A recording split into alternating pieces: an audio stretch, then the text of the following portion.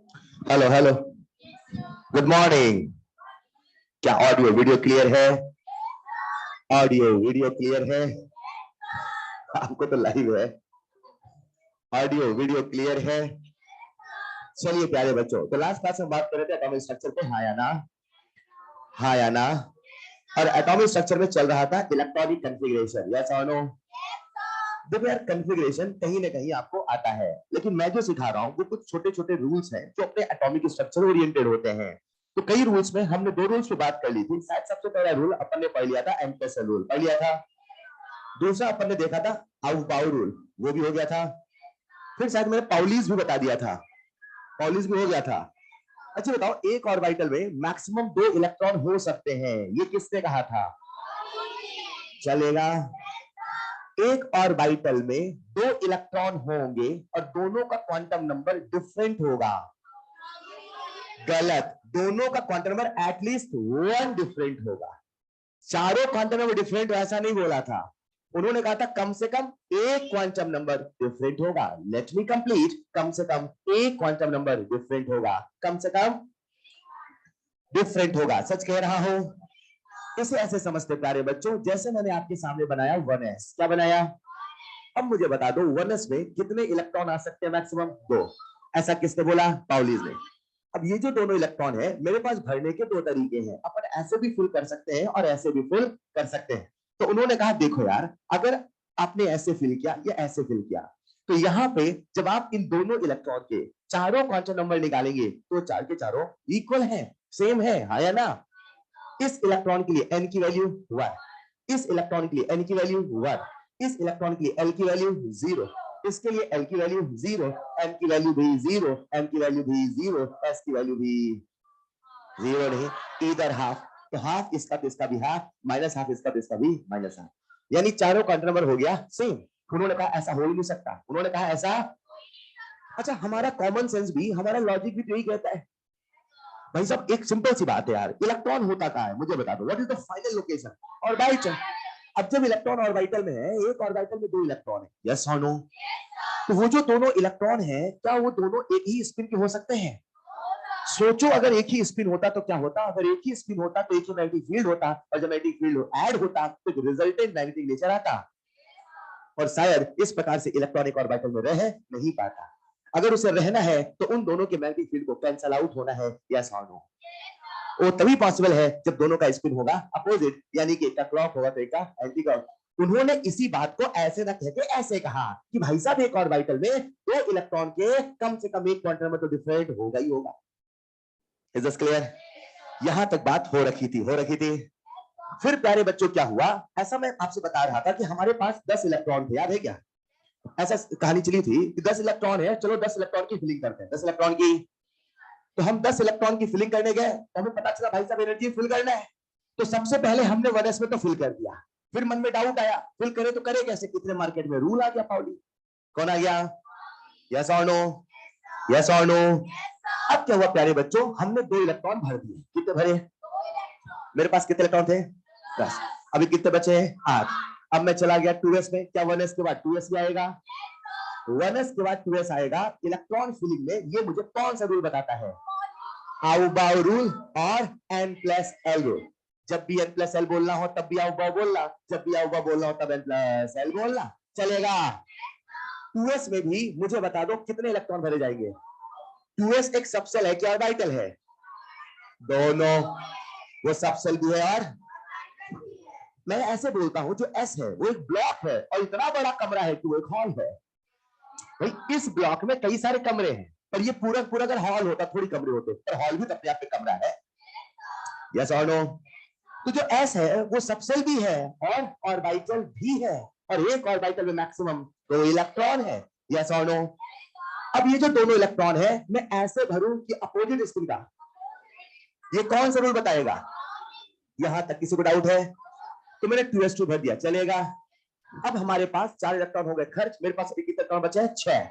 अब मुझे बता दो 2s के बाद इलेक्ट्रॉन कहां जाएगा? 2p में। आपसे पूछता हूं, 2p एक सबसेल है कि ऑर्बिटल है? सबसेल। क्या है ये? इस सबसेल में कितने ऑर्बिटल हैं? कैसे पता 3 ऑर्बिटल हैं? क्योंकि इसके लिए m की वैल्यूज 3 है। P के लिए L की वैल्यू, P के लिए M की वैल्यू -1 0 +1। तो M की 3 वैल्यू है, जितने M उतने ही ऑर्बिटल उतने ही डायरेक्शन में फैले हैं। याद आए क्या? यानी कि जो M है, जो P है, वो एक सबसेल है, इसके 3 ऑर्बिटल है, क्योंकि इसके लिए 3 मैग्नेटिक क्वांटम नंबर है। जब मैं उन 3 ऑर्बिटल को बनाता हूं तो क्या मैं एक ही डब्बे में ऐसे बनाता हूं?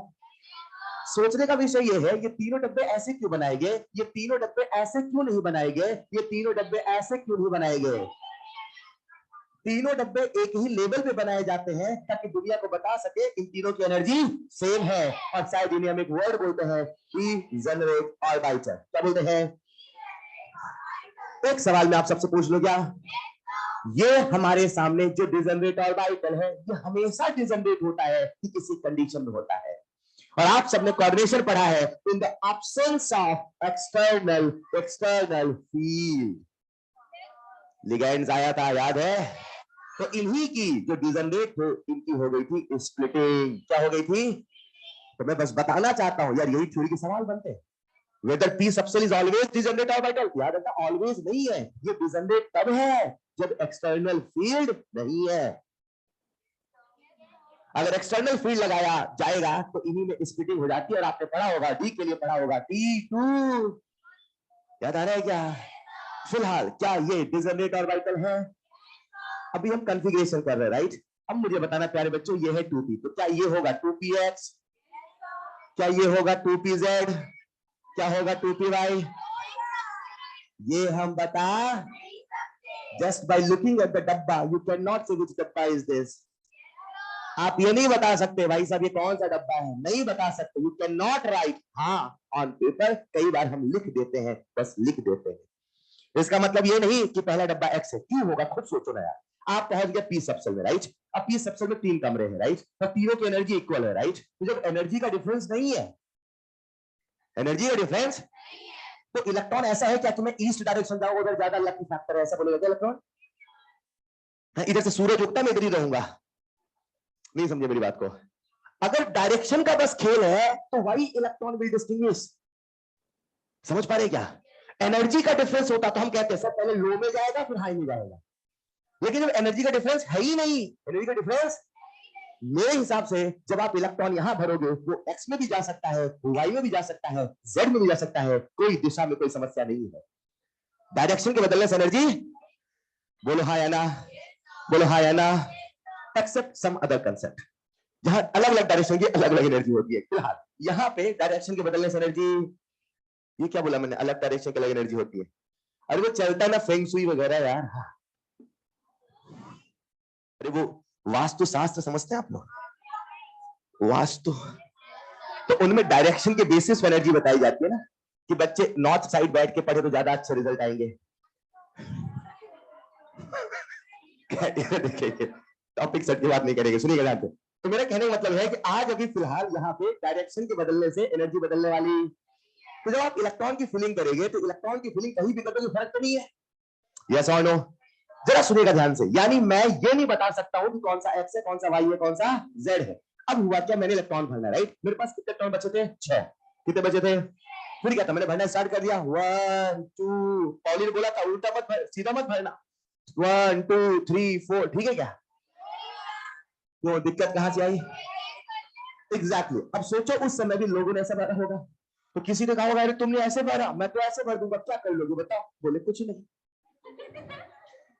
फिर लोगों को समझ में आया भाई साहब आखिर भरे तो भरे कैसे, भरे तो अच्छा 6 था तो कोई दिक्कत नहीं थी, लेकिन जब इलेक्ट्रॉन था 3, लेट्स इमेजिन कितना था, तो जो अलग अलग तरीके से भरते थे अब उनमें अंतर दिखने लगा। नहीं समझे?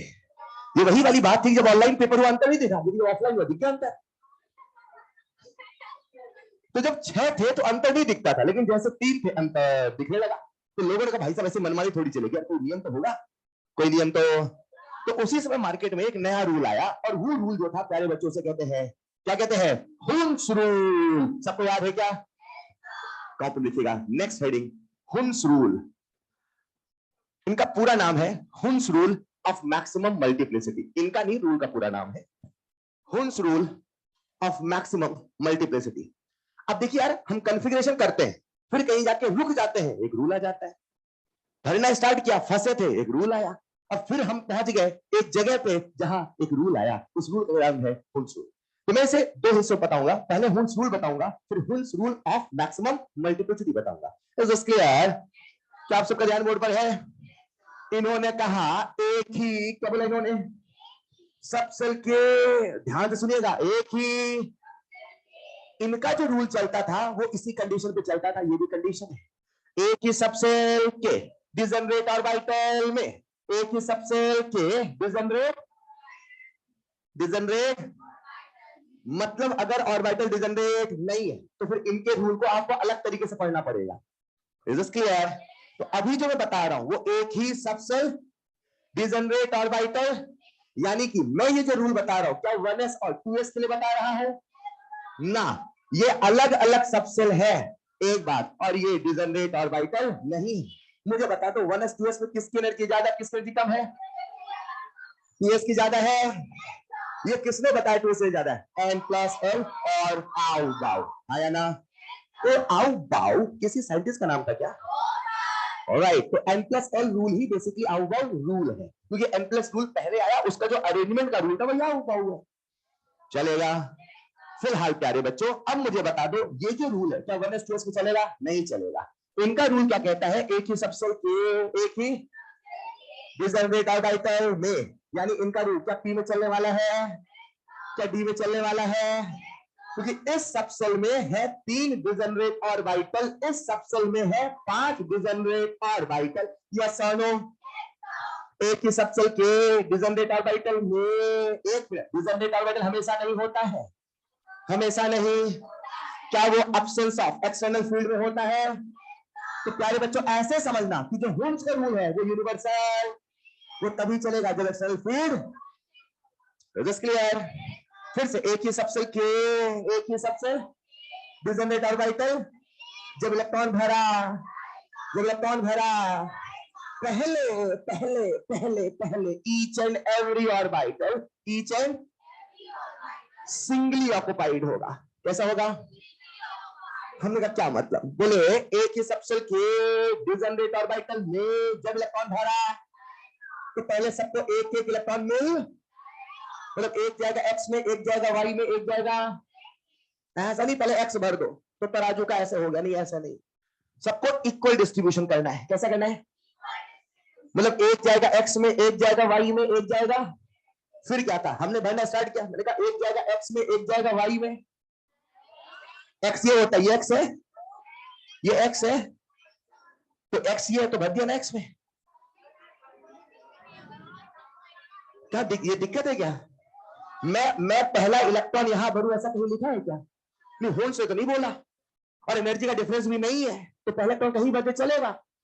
यस और नो? मतलब मैं पहला इलेक्ट्रॉन यहां भी भर सकता हूं, यहां भी भर सकता हूं, यहां भी भर।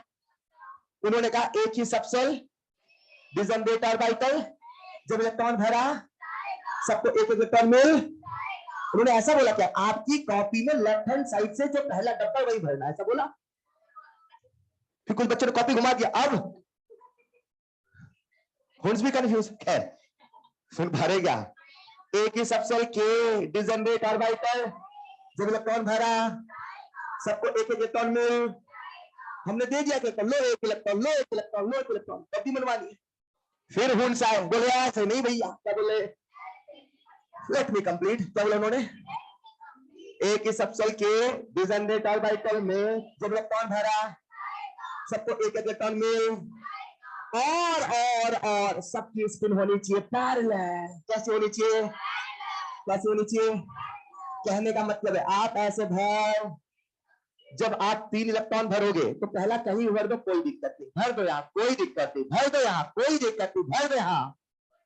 लेकिन जो तीनों होंगे उनकी स्पिन होनी चाहिए पैरेलल, उनकी स्पिन होनी चाहिए।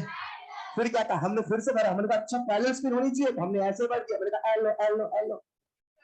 चलेगा? बोले चलेगा। क्या बोले? उन्होंने ऐसा बोला 3 ऊपर ही होना चाहिए, नहीं बोले क्या? वो तो आपका रिप्रेजेंटेशन है ना यार, पेपर प्रेजेंटेशन हमने बनाया, राइट? तो हम अपनी सहूलियत के हिसाब से बना रहे हैं, समझ पा रहे क्या? फिर से एक ही सबसेल डिजनरेट ऑर्बिटल, जब इलेक्ट्रॉन भरा सबसे पहले हर ऑर्बिटल सिंगली ऑक्यूपाइड हो, उसके बाद ही पेयरिंग किया। हमने पूछा क्यों, क्या पूछा हमने, क्या पूछा हमने, वाई, क्या पूछा हमने। उन्होंने कहा ताकि उसकी मल्टीप्लिसिटी हो मैक्सिमम, ताकि उसकी मल्टीप्लिसिटी हो। मैंने कहा भैया ये कैसे मैक्सिमम होगी, बोलिए मैक्सिमम तब होगी जब एक्सचेंज एनर्जी मैक्सिमम हो। ये नाम सुना क्यों लग रहा है, ऐसा क्यों लग रहा है सुना तो फिर भूल गए, याद आ रहा है कुछ। इसे आपने पढ़ा होगा, सब्जेक्ट का नाम बता दे बस, आप समझ जाओगे याद आपको। सब आज टॉपिक ही बताओ, सब्जेक्ट नाम बताओ आपको। एग्जैक्टली तो अब जिनको नहीं याद है सोच लेंगे हाँ याद करना पड़ेगा। तो उन्होंने कहा, फिर सुनिएगा, लेट मी कंप्लीट। क्या बोला उन्होंने, एक ही सबसे डिजनरेट ऑर्बिटल जब इलेक्ट्रॉन भरा, सबसे पहले एक इलेक्ट्रॉन भरा, उसके बाद ही पेयरिंग किया। हमने पूछा क्यों, बोले ताकि मल्टीप्लिसिटी हो पाए मैक्सिमम, ताकि एक्सचेंज एनर्जी हो पाए maximum. Exchange energy is the release energy, exchange energy is the. अब जिनको नहीं आता उनको याद दिलाऊंगा, अभी याद आएगा। हाँ हाँ सर कहा था सर, देखो देखो, हाँ याद है सर, अब याद आया, यस यस सर यस। तो ऑलरेडी डिस्कस देखिए। अब मैं कह रहा था उसको सुनिएगा।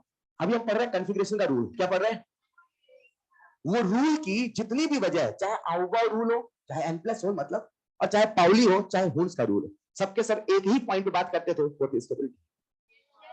आउगाउ ने क्या बोला, एनर्जी स्टेबिलिटी। पाउली ने क्या बोला, स्टेबिलिटी। इलेक्ट्रॉन स्पिन कोई स्टेबिलिटी तो है ना यार। इन्होंने क्या बोला, स्टेबिलिटी। बस बात अलग करते थे। एन प्लस एल रूल हमें सबसेल बताता था, पाउली रूल एक ही ऑर्बिटल में बताने लगा। इन्होंने एक ही सबसेल के डिजनरेट ऑर्बिटल में बताया। बता तो सबके सब भाई साहब एनर्जी स्टेबिलिटी तो है।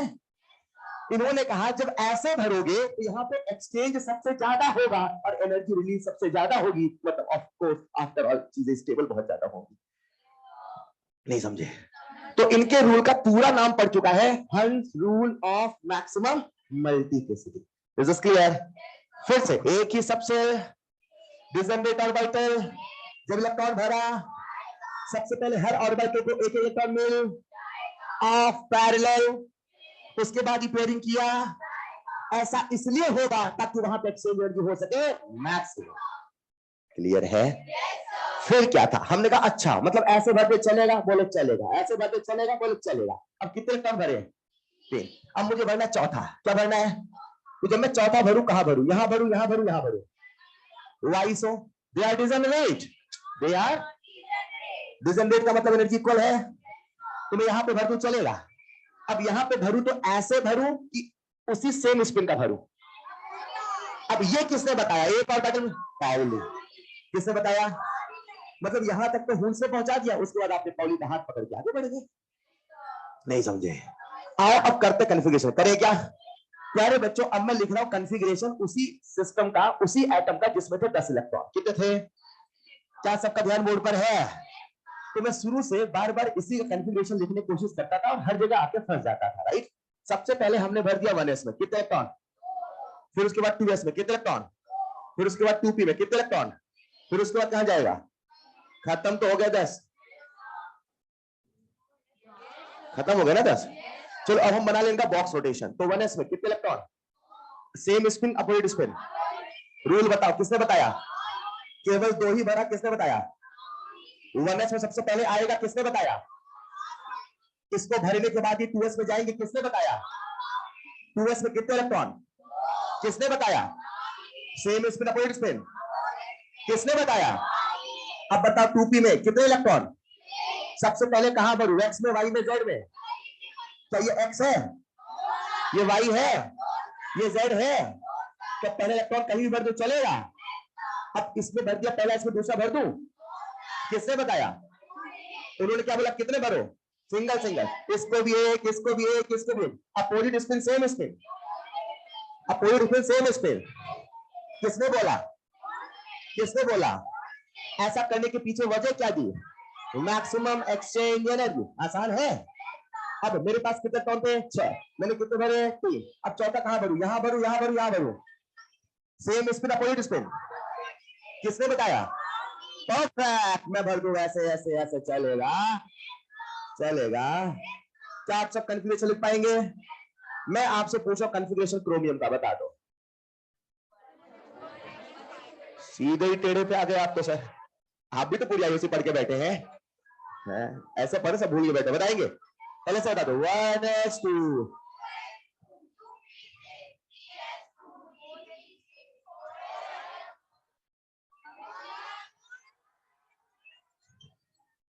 पक्का?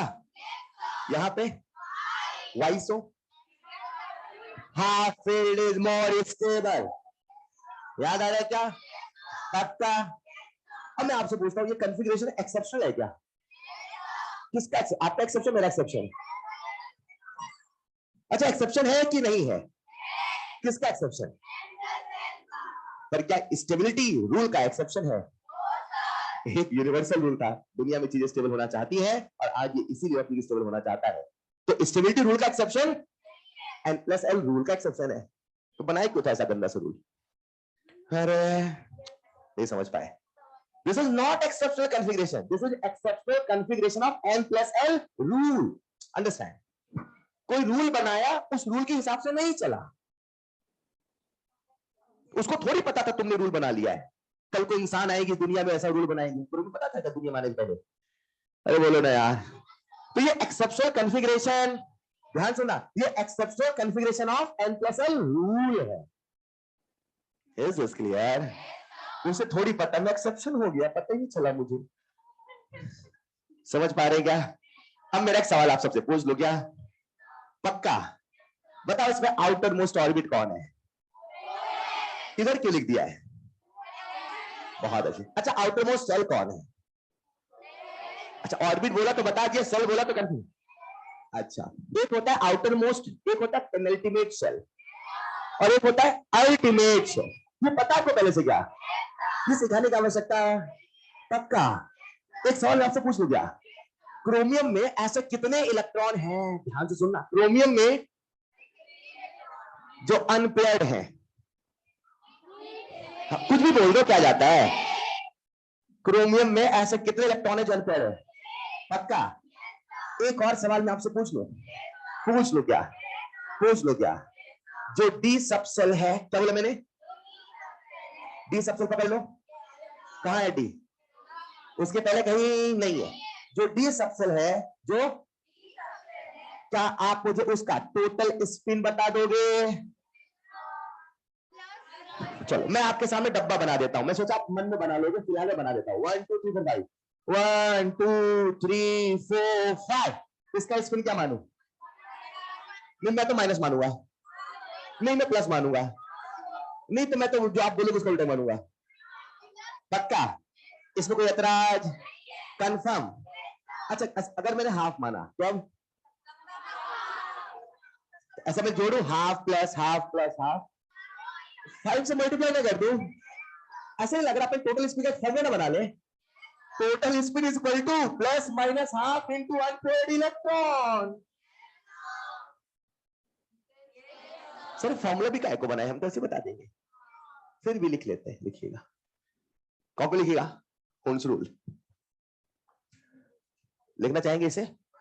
लिख लीजिए, फिर थोड़ा थोड़ा इंग्लिश में लिख ले, हिंदी इंग्लिश। फिर लिखिएगा एक ही सबसेल के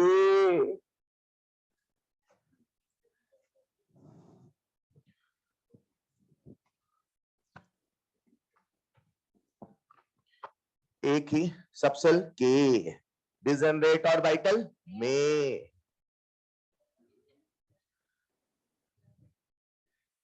वहां लिखिएगा in the absence of external field.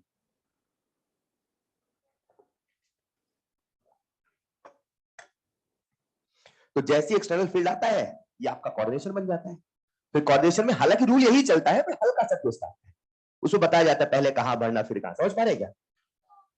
एक ही सबसेल के डिजनरेट ऑर्बिटल में जब इलेक्ट्रॉन फिल किया जाएगा, लिख लो थोड़ा सा, JAB, जब इलेक्ट्रॉन फिल किया जाएगा, सबसे पहले ऑर्बिटल सिंगली ऑक्युपाइड, सबसे पहले ऑर्बिटल सिंगली ऑक्युपाइड होगा ऑफ पैरेलल स्पिन।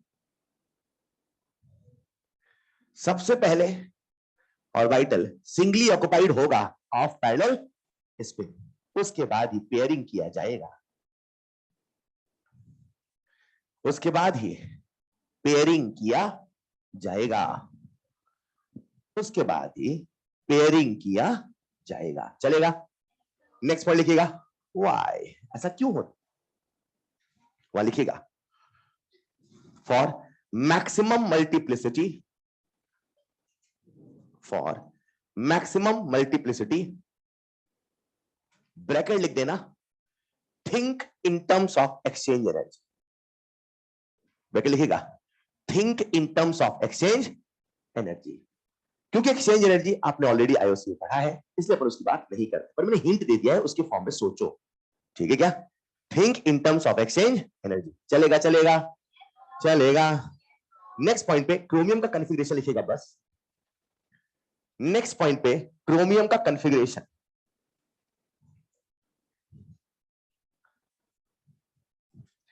और साइड में लिख देना, this is the exceptional configuration of N+L rule.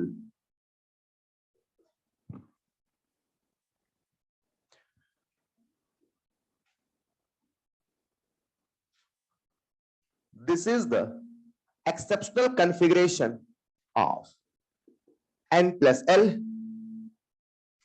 rule.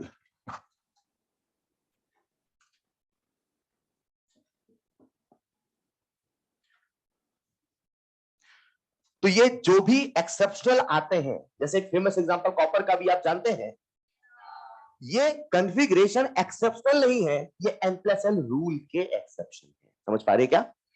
जिस रूल से हमने दुनिया के सभी एटम को बांधने की कोशिश करी, वो रूल इन पे चल ना पाया, लेकिन जो यूनिवर्सल रूल था स्टेबिलिटी का, वो था, वो है, वो रहेगा। Is this clear? किसी कोई आपत्ति यहां तक? प्यारे बच्चों, यहां पे मैं आपसे कुछ छोटे छोटे सवाल पूछ रहा हूं, बहुत संभल के सोच के जवाब दीजिएगा। लिखिएगा एक सवाल, identify in which case, identify in which case which rule violets. आपको बताना है किस केस में कौन सा रूल वायलेट हो रहा है। गौर करिएगा, केवल रूल सोचना है, अपना दिमाग नहीं लगाना है। जिस व्यक्ति ने, जिस रूल ने जितना कहा उतना ही सोचना है, अपना दिमाग। मैंने क्या कहा, सिखाता हूं सवालों के माध्यम से। Identify in which case which rule violate, which rule violate. आपके सामने मैंने कुछ केस लिखे हैं, जरा देखिएगा। पहला वाला है कॉन्फ़िगरेशन लिखा है, खुद से सोचो, 1s होगा, 2s होगा, क्या होगा, खुद सोचना है, क्योंकि इसमें भी ट्विस्ट है। ठीक है क्या? खुद से सोचिए कौन सा रूल वायलेट हुआ, बगल में लिखते चलिए, इनकम्प्लीट होगा तो साथ में डिस्कस करेंगे, वहां लिख लेना, और एक बार प्लीज अपने आंसर लिख के सोचिए किस रूल ने क्या कहा।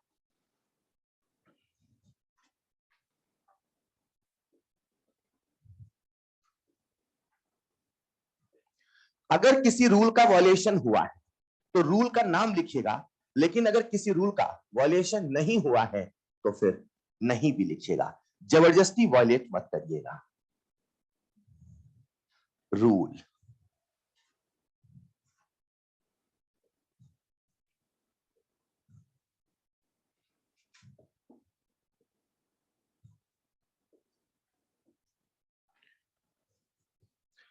किस सवाल में कौन सा रूल वायलेट हुआ है?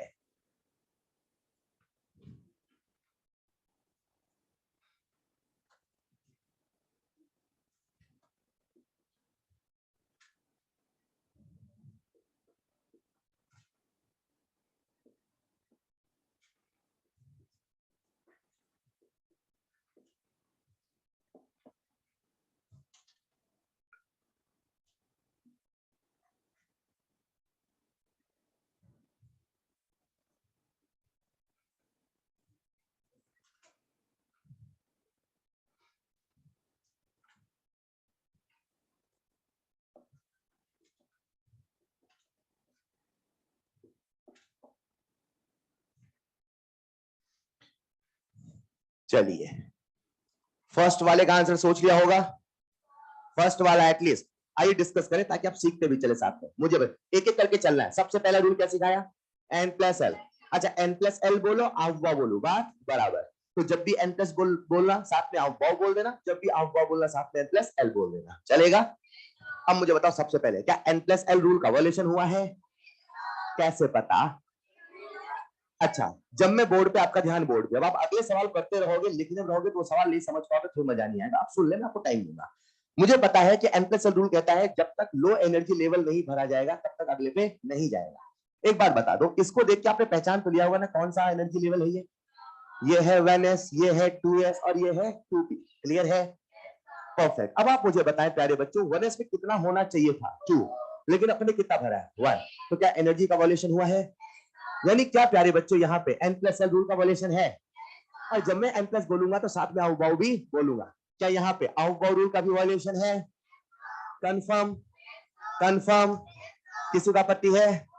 परफेक्ट। अब चलते हैं अगले रूल पे। क्या पाउली रूल का वॉल्यूशन है? पाउली के 2 पॉइंट थे, एक 2 इलेक्ट्रॉन होना चाहिए और एक चारों क्वांटम नंबर सेम नहीं होना चाहिए। क्लियर है? नहीं क्लियर है? कहीं पे क्या 2 से ज्यादा इलेक्ट्रॉन है? नहीं। अब कहीं पे भी सेम स्पिन वाला कोई खेल है? नहीं। मतलब पाउली रूल का वॉल्यूशन नहीं है। अब हंस पे आ जाओ। हंस का रूल कहां चलेगा? यहां चलेगा, यहां चलेगा, शायद यहां चलेगा। एक ही सबसेल के डिजनरेट ऑर्बिटल में, पूरा रूल याद रखो ना यार। चलेगा एक ही सबसेल के डिजनरेट ऑर्बिटल में जब इलेक्ट्रॉन भरा जाएगा सबसे पहले सिंगली ऑक्युपाइड होगा, उसके बाद कहीं पेयरिंग होगा। मतलब यहाँ पे हंस रूल का वॉल्यूशन परफेक्ट। केवल एन प्लस रूल का वॉल्यूशन है। आते अगले वाले में, मुझे बताओ क्या एन प्लस रूल का वॉल्यूशन है? अब आपको समझना पड़ेगा यार, ये सिंगल सिंगल है, मतलब एस है, तो एस के बाद डी कहां से आ गया? ये कौन सा कॉन्फ़िगरेशन है भाई साहब? एस के बाद डी कहां से आएगा भाई? अगर ये 1s होता तो ये 2s होता, 2p होता। अरे लेट्स इमेजिन ये आपने लिखा 3s, क्या लिखा? तो 3s के बाद 2s आएगा क्या? अगर ये 3s है 3p होना चाहिए था, तब ना 3d बोल सकते थे। नहीं समझे मेरी बात को? अगर ये 2s होता 2p होता, 2d तो होता नहीं दुनिया में कुछ। ये होता है 2d? नहीं होता, होता है एक जगह एक्सेप्शन था, एक जगह पक्का ना। खैर ये 2s 2p 2d भी नहीं है, 1s 1p 1d भी नहीं है, 3s 3p, तो 3p होता है डब्बा कहां से बनाया? मुझे 3 डब्बा बनाना था। एक बात तो पक्की है, ये है 1s, ये है 2s, तो ये कहीं ना कहीं डी है, मतलब एनर्जी का यहाँ पे जोल है। यस और नो? यस और नो? प्यारे बच्चों आप मुझे बताएंगे पहली बात, क्या इसने एनर्जी रूल को तोड़ा है? क्या यहाँ पे एन प्लस एल रूल का वायलेशन है? क्या यहाँ पे अवबाव का भी वायलेशन है? अब आते हैं पाउलीज में, तो क्या पाउली रूल का वायलेशन है? पाउली साहब ने जो कहा बस उतना ही सोचना है। एक ऑर्बिटल में मैक्सिमम 2 इलेक्ट्रॉन और पैरेलल स्पिन नहीं होना चाहिए, मतलब वही अंत में एस तो अलग होना चाहिए। क्या उसका वॉल्यूशन हुआ है? नहीं। अब आते हैं अपन हुंस रूल पे। क्या हुंस का वॉल्यूशन हुआ है? पक्का? फिर से क्या केवल एन प्लस एल का वॉल्यूशन है? फिर आते हैं अगले में, क्या एन प्लस एल का वॉल्यूशन है? क्या पाउलिस का वॉल्यूशन है? क्या हुंस का वॉल्यूशन है? नहीं हुंस का तो है नहीं, उन्होंने कहा था पहले यहां भरना, नहीं ये सब नहीं बोला था सर। हाँ या ना? क्या यहाँ पे किसी रूल का वॉल्यूशन है? यहाँ पे किसी रूल का वॉल्यूशन नहीं है, मतलब this is the correct configuration. मुझे बता दो यहाँ पे मैंने कितने एटॉम भरे? 2 तो 4 तो 6, 6 एटॉमिक नंबर वाला कौन सा एलिमेंट है? ये है कार्बन का कॉन्फ़िगरेशन। पर आपने इधर से बनाया था जस्ट फॉर सिमेट्री। आप कॉपी में ऐसा बनाते हैं क्योंकि आपको सिखाया जाता है सिमेट्री एक स्टेबिलिटी का तरीका है। कभी भी कोई स्ट्रक्चर बनाना होता है, पुल बनाना होता है, बिल्डिंग बनाना होता है, कभी भी चीजें बनानी होती है, सिमेट्रिकल बनाते हैं, अनसिमेट्रिकल बनाते हैं। कभी आपने ऐसी बिल्डिंग देखी है ऐसी करके है? बहुत दिन टिक ही ना पाएगी, समझ पाएगा। तो the basic fundamental principle of this nature, things must be symmetrical. Symmetrical चीजें ज्यादा ज्यादा ज्यादा स्टेबल होती हैं, उनका स्ट्रक्चर ज्यादा स्टेबल होता है। तो आप बस कॉपी में सिमेट्री लिखते हैं, समझ पाए क्या? ऐसा कोई नियम नहीं है कि भाई साहब ये नहीं लिख सकते। हेलो, क्या यहाँ पे किसी रूल का वॉल्यूशन हुआ है? नहीं। तो लिख दो मैं नील, चलेगा? अगला वाला बताएंगे। रूल तोड़ दिया आपने, जो दिखा वो बोल दिया, सीक्वेंस में चल रहा है। एन प्लस एल रूल का वॉल्यूशन है क्या? कैसे पता चला? यहां है, इसको भरने के पहले वहां चलेगा, ये भरेगा तब ना वहां जाएगा। यस और नो? यानी आप कह सकते हैं यहां पे एन प्लस एल रूल का वॉल्यूशन हुआ है। वही वाली बात है क्रोमियम में, अभी क्रोमियम कॉन्फ़िगरेशन लिखा था क्या? अरे लिखा था क्या? तो जब क्रोमियम लिखते थे होना क्या चाहिए? 4s2 3d4 होना चाहिए, पर होता क्या है? s1 3d5। यस और नो? मैं आपसे पूछूं किसका वॉल्यूशन है? एन प्लस एल का। अरे पहले भरेंगे तब ना वहां जाएंगे, पर आप चले गए वहां, क्यों? क्योंकि वहां जाने से स्टेबल ज्यादा था, ठीक है चले गए, मगर एन प्लस एल रूल तो टूटा ना, नहीं समझ पाए। अब यही पे आप पहले ये भरना था, फिर ना यहां जाना था। एनर्जी रूल यही तो कहता है, पहले लो एनर्जी लेवल को भरो, फिर आगे जाओ, आप बिना भरे आगे चले गए। कौन सा रूल टूटा? N plus l. अच्छा एन प्लस एल बोलूंगा, साथ में मुझे क्या बोलना पड़ेगा? आउ बाउ। तो एन प्लस एल एंड आउ बाउ बोलो हाँ या ना। अब आ जाओ पॉली पे, क्या पॉली रूल टूटा? कहां टूटा? यानी कि यहाँ पे पॉली रूल का भी वायलेशन हुआ। अब बताओ प्यारे बच्चों, क्या यहाँ पे हुन्स रूल का वायलेशन हुआ है? नहीं हुआ है, ध्यान से देख ले, हुआ है, हुआ है। हुन सबने क्या कहा था? एक ही सब सेल के डिजनरेट ऑर्बिटल में जब इलेक्ट्रॉन भरा जाएगा, सबसे पहले सिंगली ऑक्युपाइड होगा, उसी के बाद पेयरिंग होगा। है तो सिंगली ऑक्युपाइड, है तो पैरेलल स्पिन, कोई दिक्कत है क्या? चलेगा? केवल यही दोनों वायलेशन बोलो हाँ या ना। परफेक्ट, अगला वाला बोलेंगे। फिर रूल तोड़ा आपने, नंबर 1 एन प्लस एल, जो दिख जाता है पहले बता देते हैं। क्या यहाँ पे एन प्लस एल रूल का वायलेशन है? क्या यहाँ पे आउटबाउ का वायलेशन है? क्या पाउली का वायलेशन है? पक्का ये पाउली का वायलेशन है कि होल्स का वायलेशन है? समझ पाए क्या? हुन साहब ने क्या कहा था फिर से? एक ही सब सेल के डिजनरेट ऑर्बिटल में जब इलेक्ट्रॉन भरा जाएगा, सबसे पहले सिंगली ऑक्युपाइड होगा और पैरेलल स्पिन, उसके बाद ही पेयरिंग होगा। पेयरिंग कैसे होगा? पाउली पहले बता चुके थे, तो हुन्स उसमें जाके दखल देते क्या? मेरा भी नाम लिख लो इसमें। खैर, समझ पा रहे क्या? भाई मुझे बताओ ये किसका वायलेशन है? पाउलुस का। ऑलराइट, किसी को दिक्कत है? क्या ये हुन्स का वायलेशन है? कंफर्म? आते हैं अगले में। एन प्लस एल रूल का वायलेशन है? सोच के बता ना, कैसे बता? बहुत बढ़िया, 3s 3p के बाद 3d में नहीं जाएगा। अब ध्यान सुनो जो बोलने वाला, जब कभी हम कॉन्फ़िगरेशन लिखते हैं, क्या लिखते हैं? मतलब इसका जो आंसर ना ये ऑप्शन डिसाइड करेगा। बिकॉज क्या मैं कहना चाहता हूं, अभी आपने मुझे क्रोमियम कॉन्फ़िगरेशन बताया था, बता दो फिर से, बता दो। 1s2 3s2 उसके बाद 3d5 लिखा था। अब ऑन पेपर क्या बोला मैंने? कॉन्फ़िगरेशन लिखने कई तरीके होते हैं, कभी ऐसे भी लिखते हैं, कुछ लोग कहते हैं मैं ऐसा नहीं लिखेंगे, आएगा पहले यही, आएगा पहले, समझ पाए क्या?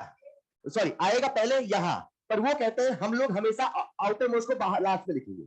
तो ये लिखने का तरीका, तो वो लोग क्या कहते हैं, बोले हम, मतलब होता है ना दुनिया में दो तरह के विचार वाले लोग हैं, नहीं समझ पा रहे हैं, तो उन्होंने कहा नहीं हम उस विचार से सहमत नहीं है, हमें ऐसे ही लिखना है। बोले आउटर मोस्ट हम बाहर ही लिखेंगे। बोले फिर ये कैसे भरोगे? बोले मन में धर लेंगे, मन में। नहीं समझ पाए? तो बोले हम मन में पहले इसे ही भरेंगे, फिर उसके बाद ही वहां जाएंगे। पर या तो हम पहले जब वो भरेंगे, सॉरी मैं उल्टा बोल दिया, पहले हम इसे भरेंगे फिर यहां जाएंगे। तो बोले पहले मन में इसे भर लेंगे और उसे हम लिखेंगे लास्ट, उसे लिखेंगे। समझ पाए क्या? और वहीं पे कुछ ऐसे भी विचारक थे, बोले हम लोग यहाँ पे हमेशा इनर्ट गैस के फॉर्म में लिखेंगे, वो ऑर्गेनिक फॉर्म में लिखते, याद आया? अब मैं क्या कहना चाहता हूं, तो अब मैंने आपसे पूछा, तो मैंने आपके सामने लिखा 3s 3p 3d, राइट? अब ये ऑप्शन बेस्ड डिसाइड करना पड़ेगा। क्या पता ये उन विचारकों ने सवाल बनाया है जो आउटर मोस्ट को बाद में लिखते थे। अरे नहीं समझे? क्या पता ये सवाल उन विचारकों, मतलब उन लोगों ने बनाया जब आउटर मोस्ट को बाद में रखते थे। तो आउटर मोस्ट को बाद में लिखने का भी तो नियम है ना यार। लेकिन अपने को पता है भाई साहब 3s 3p के बाद पहले तो कहां जाएगा? 4s में, उसके बाद कहां जाएगा? 3d में। तो बीच में कौन आना चाहिए था? 4s। लेकिन मैंने क्या बना दिया? 3d। पर क्या पता सवाल उन विचारकों ने बनाया जो 4s को बाद में लिखते थे। नहीं समझे? तो ये ऑप्शन डिसाइड करेगा। क्या डिसाइड करेगा? क्या डिसाइड करेगा? क्लियर है? मतलब अगर ऑप्शन में आपको आउटबाउ रूल मिल गया तो उसे टिक कर सकते हैं, ठीक है क्या? फिलहाल अब मैं आपसे पूछता हूं, क्या यहां पे आउटबाउ रूल का वायलेशन हुआ है? हुआ है। अरे हुआ है। क्या यहां पे आउटबाउ रूल का वायलेशन हुआ है? क्या यहां पे पाउली रूल का वायलेशन हुआ है? देख लो, नहीं हुआ है, नहीं हुआ है। अच्छा बात बताओ, यहाँ पे आउटबाउ रूल का वायलेशन दो जगह हुआ है, एक 4s में, यहाँ पे भी। 3p भरने के पहले क्या हम 3d में चले गए थे? कंफर्म? अब आते हैं पर पाउलीज में, एक एक करके चलना, कभी कंफ्यूजन नहीं होगा। अब पाउली में आ जाओ। पाउली में दो ही पॉइंट थे, एक तो 2 से ज्यादा इलेक्ट्रॉन होने चाहिए और एक क्वाड्रेंट नंबर अलग होना चाहिए, कहीं पे कोई वायलेशन नहीं है। अब चलते हैं हुन्स में, क्या हुन्स का वायलेशन है? उन्होंने क्या बोला? अब ये बताओ, जब मैंने हुन्स बोला तो आपकी नजर कहां पड़ी? यहां पड़ी, यहां पड़ी, यहां पड़ी, क्यों पी में नहीं पड़ी?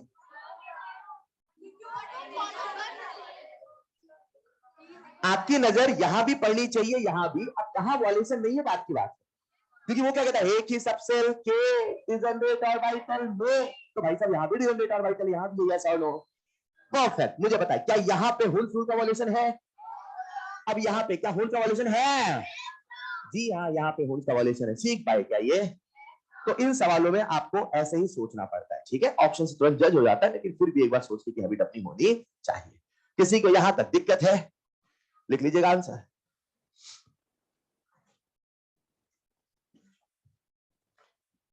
आप पढ़ रहे हैं एटॉमिक स्ट्रक्चर।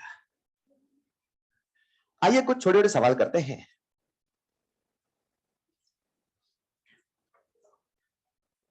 लिख लिया होगा सबने? सवाल करने के पहले मैं आपसे कुछ छोटी छोटी बातें कर रहा हूं जो आपको शायद कहीं ना कहीं पता है। जैसे अभी जस्ट मैंने आपसे बात किया था टोटल स्पिन का, बात हो गई थी क्या? फॉर्मूला टोटल स्पिन का ऐसे लिख दूं क्या मैं? Plus minus half into one paid electron, yes और नो? फिर इनऑर्गेनिक केमिस्ट्री में आप लोगों ने नाम सुना होगा मैग्नेटिक मोमेंट का। हेलो हेलो, मैंने मैग्नेटिक मोमेंटम नहीं बोला, मैग्नेटिक मोमेंट बोला। मोमेंटम अलग है, मोमेंटम अलग है। ये है मोमेंट, ये पल वाला नहीं है, चलेगा?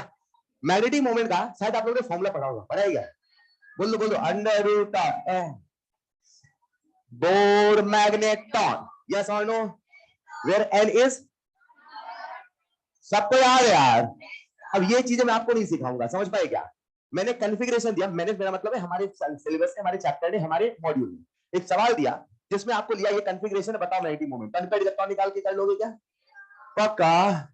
अच्छा यहीं पे प्यारे बच्चों आप लोग सुनते हैं पैरामैग्नेटिक डायमैग्नेटिक, आप मुझे बता दे पैरामैग्नेटिक में अनपेड इलेक्ट्रॉन होता है कि नहीं होता? परफेक्ट। और डायमैग्नेटिक में? क्या ये सारी बातें आपको पहले से पता थी? तो वहां लिख लें सम ऑलरेडी नोन फैक्ट।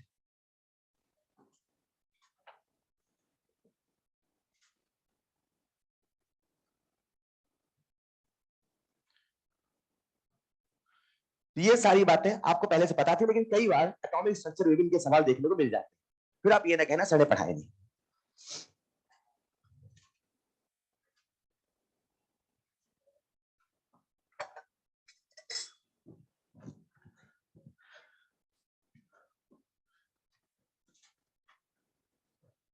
लिख लिया होगा?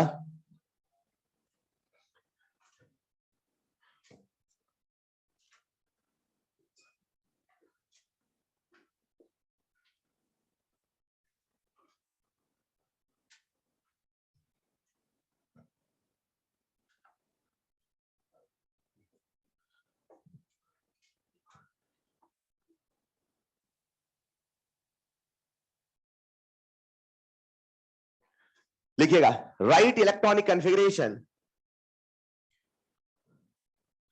Right electronic configuration, write electronic configuration for an atom, for an atom having, सुन लो आप ऐसे लिख देना, having 2 electron in K shell, 8 electron in L shell, 4 electron in M shell. अब आप ऐसे लिख दो, पूरा मत लिखो लाइन में, नहीं समझे? नहीं समझे? हैविंग 2 इलेक्ट्रॉन इन, 8 इलेक्ट्रॉन इन, 4 इलेक्ट्रॉन इन, ठीक है क्या? तो आप भी ऐसे लिख दो जैसे मैंने लिखा है, तो पूरा इंग्लिश लिखने की आवश्यकता नहीं।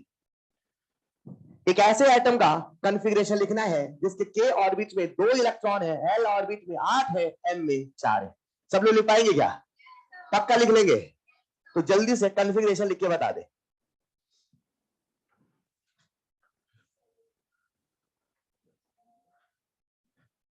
आप सब समझ पाए होंगे, K का मतलब है 1, L का मतलब है 2 और M का मतलब है 3। बन गया क्या?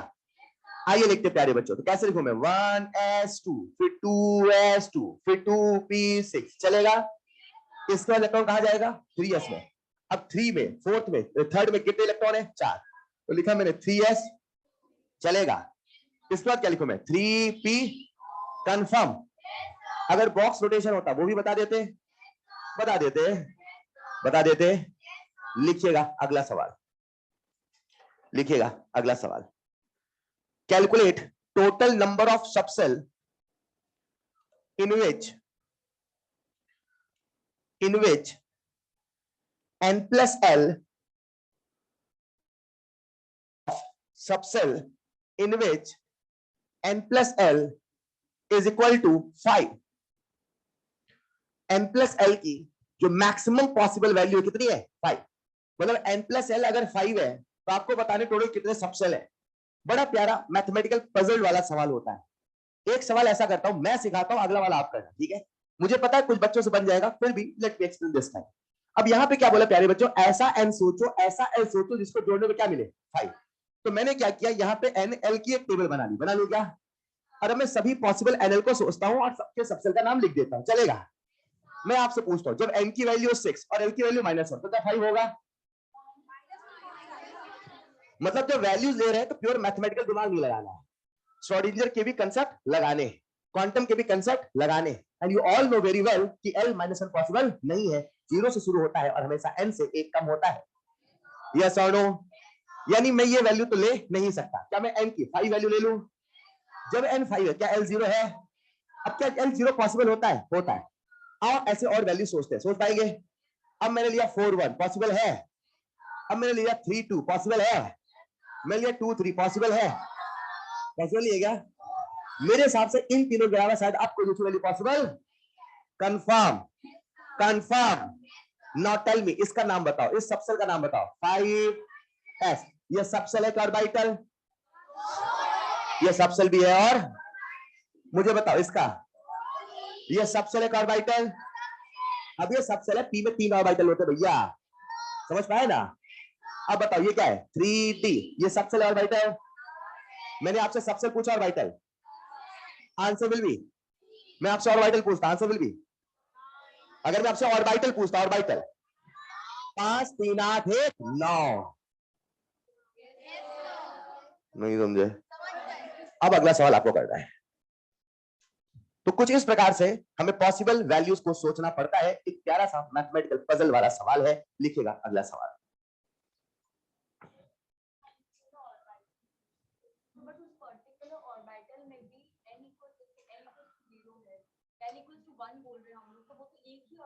आपसे पूछता calculate total orbital for which n plus l equal to 5, मतलब ऐसे ऑर्बिटल गिनके बताओ जिनका n और l 5 होता है।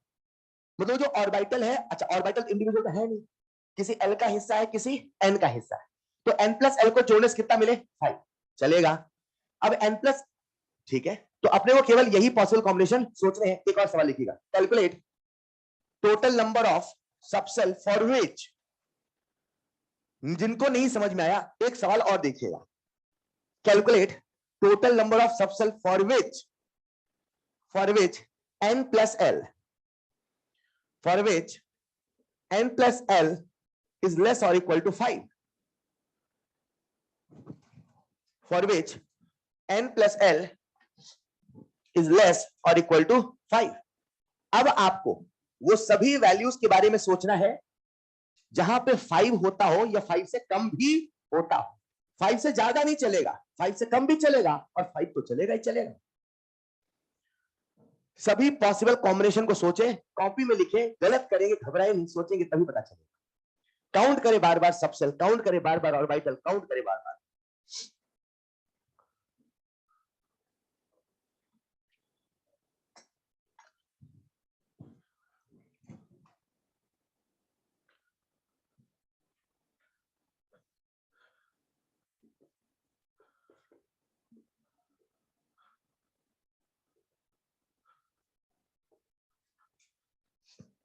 चलिए, सबने कर लिया होगा?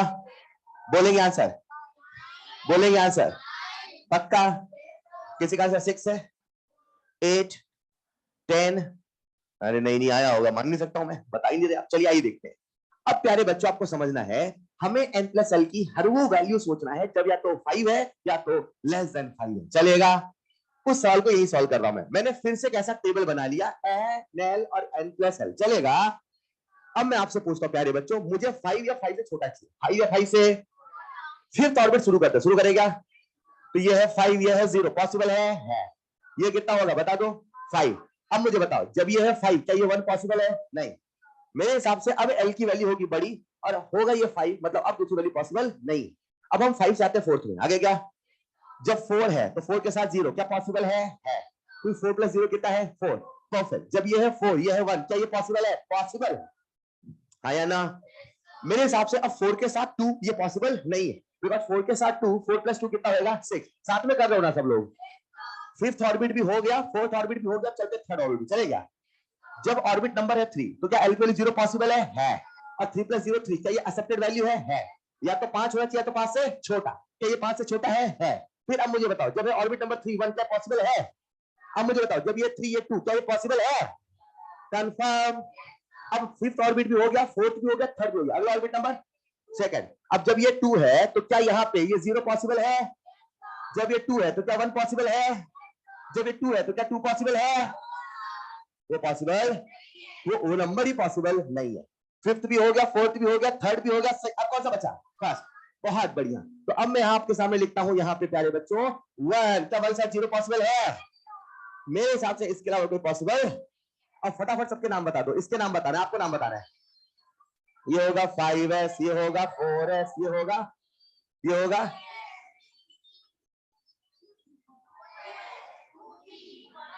चलेगा? टोटल कितने सबसे लगे के बताओ?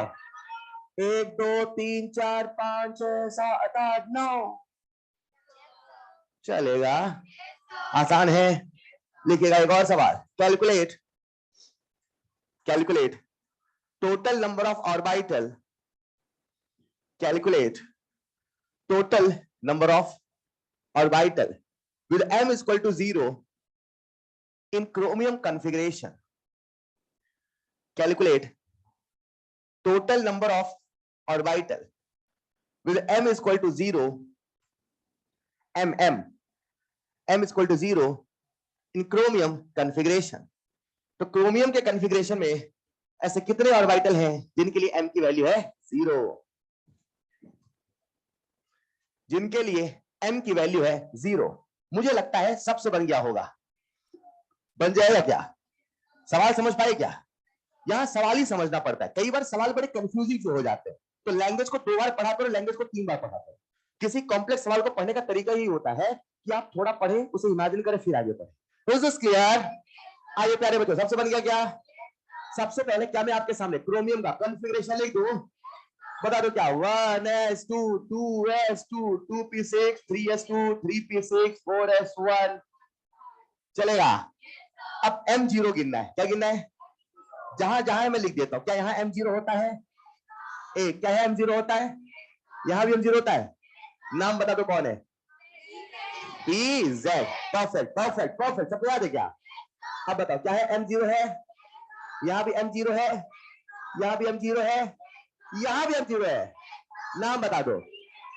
जीरो कितने? 1 2 3 4 5 6 7, and answer will be 7 orbital with m equal to 0। नहीं समझे? प्यारे बच्चों, एक अच्छी खुशखबरी आपके लिए सुनना चाहेंगे? सुनना चाहेंगे? आप पढ़ रहे थे एटॉमिक स्ट्रक्चर, तो नीचे क्रॉस करिएगा, तो लिखिएगा द एंड, और वही लिखिएगा नेक्स्ट क्लास का होमवर्क। लिखिएगा homework number 1, prepare short notes till today's lecture. Short notes कैसे यूज करना है मैं कुछ ही दिन बताऊंगा। आपने सारे शॉर्ट नोट बनाए होंगे, बनाए हैं क्या? तो prepare short notes till today's lecture. Number 2, illustration complete. Short notes जब आप बनाएंगे तो आपका पूरा चैप्टर रिवाइज हो जाएगा। इसके बाद आपको करना है इलस्ट्रेशन। अगर किसी बच्चे ने पहले किया था तो चाहे स्पीड में जल्दी से शुरू से कर लेना, 1 से। संडे भी क्या लेना, कल संडे है, मुझे वाली आवाज सुनाई नहीं दी, ठीक है? कल संडे है, ये मुझे पता है। तो आपको करना क्या है? सारा का सारा इलस्ट्रेशन करना है। इलस्ट्रेशन अगर हो सके तो 1 से एक बार करिएगा, ठीक है? कुछ एक इलस्ट्रेशन अनसर्टेनिटी में अच्छे हैं, कुछ एक इलस्ट्रेशन बीच में अच्छे हैं बोर मॉडल के, है ना? तो एक बार उसे जरूर लगा लेना, चलेगा? तो all illustration and then all sequence भी तोड़ना है please. All beginner box, what लेके किसी पास ऑल बिगिनर बॉक्स, उसके बाद एक्सरसाइज 1 कंप्लीट, उसके बाद एक्सरसाइज 1 कंप्लीट, उसके बाद एक्सरसाइज 3 कंप्लीट।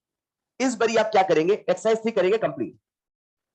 एक्सरसाइज 3 कंप्लीट करने के बाद प्यारे बच्चों जब हो जाएगा, कोशिश करें आज जितना हो सके हो जाए, अदरवाइज कल हो जाए। ये सब करने के बाद आपको करना है एक्सरसाइज 2, ठीक है? एक्सरसाइज 2 बहुत ही सिंपल है, और जैसा आपसे कहता हूं हमारा जो एटॉमिक स्ट्रक्चर है वो हमेशा बोर मॉडल और क्वांटम पे ही बेस्ड है। ये आपको रियलाइज होगा जब आप सवाल करेंगे, ठीक है?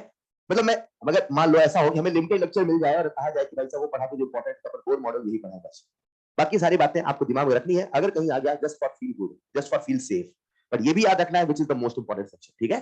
बार बार इसलिए कहता हूं कि सवाल वहीं से आया है 95%। समझ पाए क्या? और वहीं से आएगा, फिर भी एक दो पढ़ के हो जाए तो अपन सब पढ़ के रखते हैं एक बार, ठीक है क्या?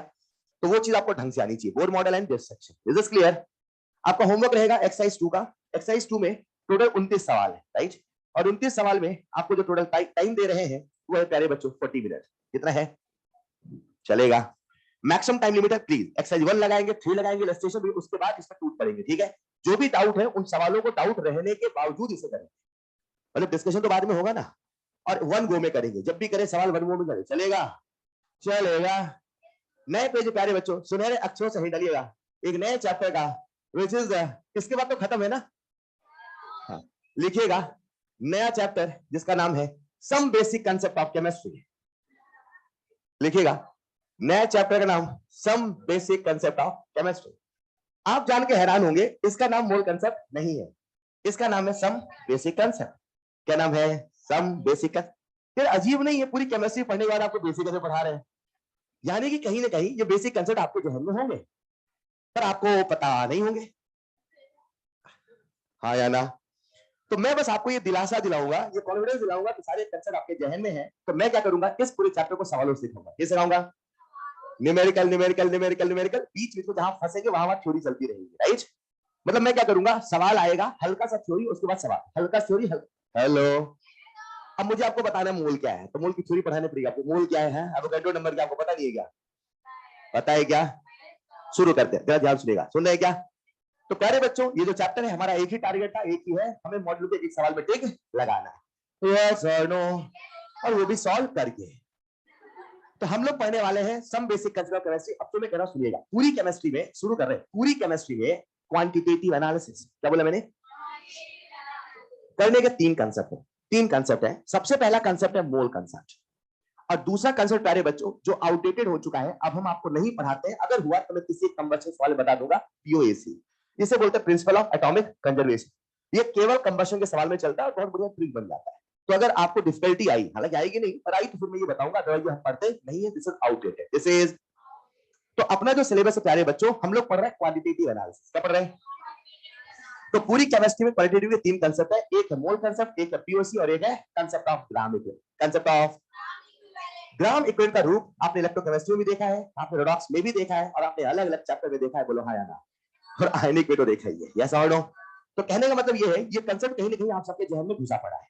हेलो, मोल भी घुसा है, इसका नजरिया आपने देखा था केमिकल इक्विलिब्रियम में। तो मैं आपको क्या बताऊंगा, वो छोटी छोटी बारीकियां सिखानी है जो कहीं ना कहीं आपने छोड़ी है, या कहीं ना कहीं आपके दिमाग में होना चाहिए एज पर चैप्टर कंसेप्ट। तो जस्ट क्लियर, पढ़ना शुरू करें क्या?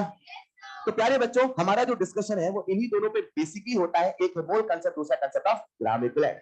कंसेप्ट ऑफ, तो सबसे पहले मैं आपको मोल कंसेप्ट सिखाऊंगा, राइट?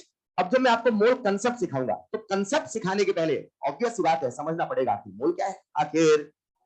देखो यार, जब चीजें शुरू में केमिस्ट्री को लोगों ने समझना स्टार्ट किया तो बहुत छोटे छोटे एटम होते, बोले हाँ या ना? बहुत ही छोटे हैं, यस और नो? तो लोगों ने क्या किया, हर चीज को समझने का रेफरेंस बनाया। क्या बनाया? रेफरेंस। उस समय शुरुआत में हर चीज का रेफरेंस हुआ करता था carbon 12, carbon, and logic was very simple यार, हर चीज का एक लॉजिक है साइंस में, है ना? Logic was very simple because carbon 12 was the most abundant. मुझे लगता था यही सबको, यही सब जहां देखो वही कार्बन दिख जाता था, ये क्या है भाई साहब, कार्बन है, लो समझ पा रहे क्या? जहां देखा वहां पे दिखा कार्बन, तो अपन ने अजम्पशन जो लिया, जो रेफरेंस दिया वो ये कार्बन 12 था। क्या लिया? तो प्यारे बच्चों जो मोल है, ध्यान सुनिएगा, हम आपको सिखाने वाले मोल कंसेप्ट, पर कंसेप्ट के पहले कुछ टर्म है, कुछ बेसिक बातें हैं। उसमें सबसे पहला जो टर्म है प्यारे बच्चों खुद है, मोल आखिर क्या है, राइट? तो जैसा आप सब जानते हैं जो मोल होता है वो होता है collection of entities, collection of. जैसा कि आप सब जानते हैं प्यारे बच्चों, जब मैं कहता हूं मोल, जब मैं कहता हूं, तो जो 1 मोल है वो Na यानी 6.022 into 1023 चीजों का कलेक्शन है, आया ना? लोगों के मन में इतनी चीजों का अंदाजा आया कहां से? उस समय टेक्नोलॉजी चलती थी जिसे बोलते थे मास स्पेक्ट्रोमीटर। क्या बोलते थे? तो कई बार ये नाम याद होना चाहिए, पूछ देता है ये कहां से सब कुछ आया, तो सबका जन्म कहां से हुआ था? इस टेक्नोलॉजी से, राइट? अब मान लो सबके पास वो इंस्ट्रूमेंट है, वो सबका सारा काम कर रहे हैं, चलेगा? उन्होंने क्या किया, कार्बन 12 लिया, कार्बन, और कार्बन 12 का लिया 12 ग्राम, कितना ग्राम? अब भूल जाओ आप सब जो मैं बता रहा हूं, मैं आपसे पूछता हूं 12 ग्राम कार्बन, कार्बन का एटॉमिक नंबर कितना है? इसे कहते हैं रटा हुआ बोलना, घुमा के थोड़ा पूछ तो हमेशा उल्टा आंसर आता है। कार्बन का एटॉमिक नंबर और mass number, atomic mass 12 gram carbon में कितने मोल है कार्बन की? बोलो ना, आपको पता है? अब मैं उल्टा आपसे पूछ रहा हूं, मेरे पास कार्बन के 12 ग्राम है, कार्बन के, तो बताओ इसमें कार्बन के कितने एटम होंगे?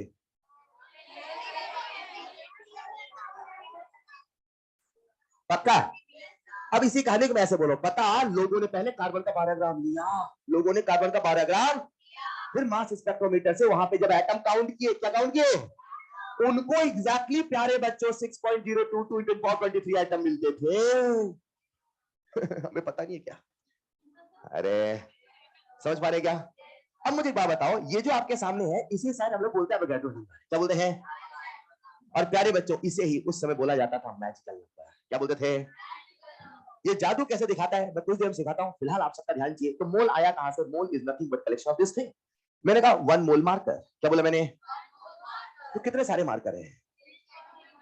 6.022 into 423 मार्कर। ये छोटा नंबर है, बहुत बड़ा। एक बार मैंने बोर्ड पे लिखा था, आप गिनना छोड़ दिए थे, याद है क्या? आपने कहा सर उसके बाद बहुत बड़ा है, बहुत बड़ा। अरे ये बहुत बड़ा नंबर है, बोलो हाँ या ना? उन्होंने कहा 1 मोल बच्चे, इमेजिन करें कितने सारे बच्चे। समझ पा रहे क्या? 10 की पावर 23 की ऑर्डर के यार, कितने ज्यादा, कितना ज्यादा नंबर है। तो जो एटम इतना छोटा उस पर मोल में बातें करते हैं। Is this clear?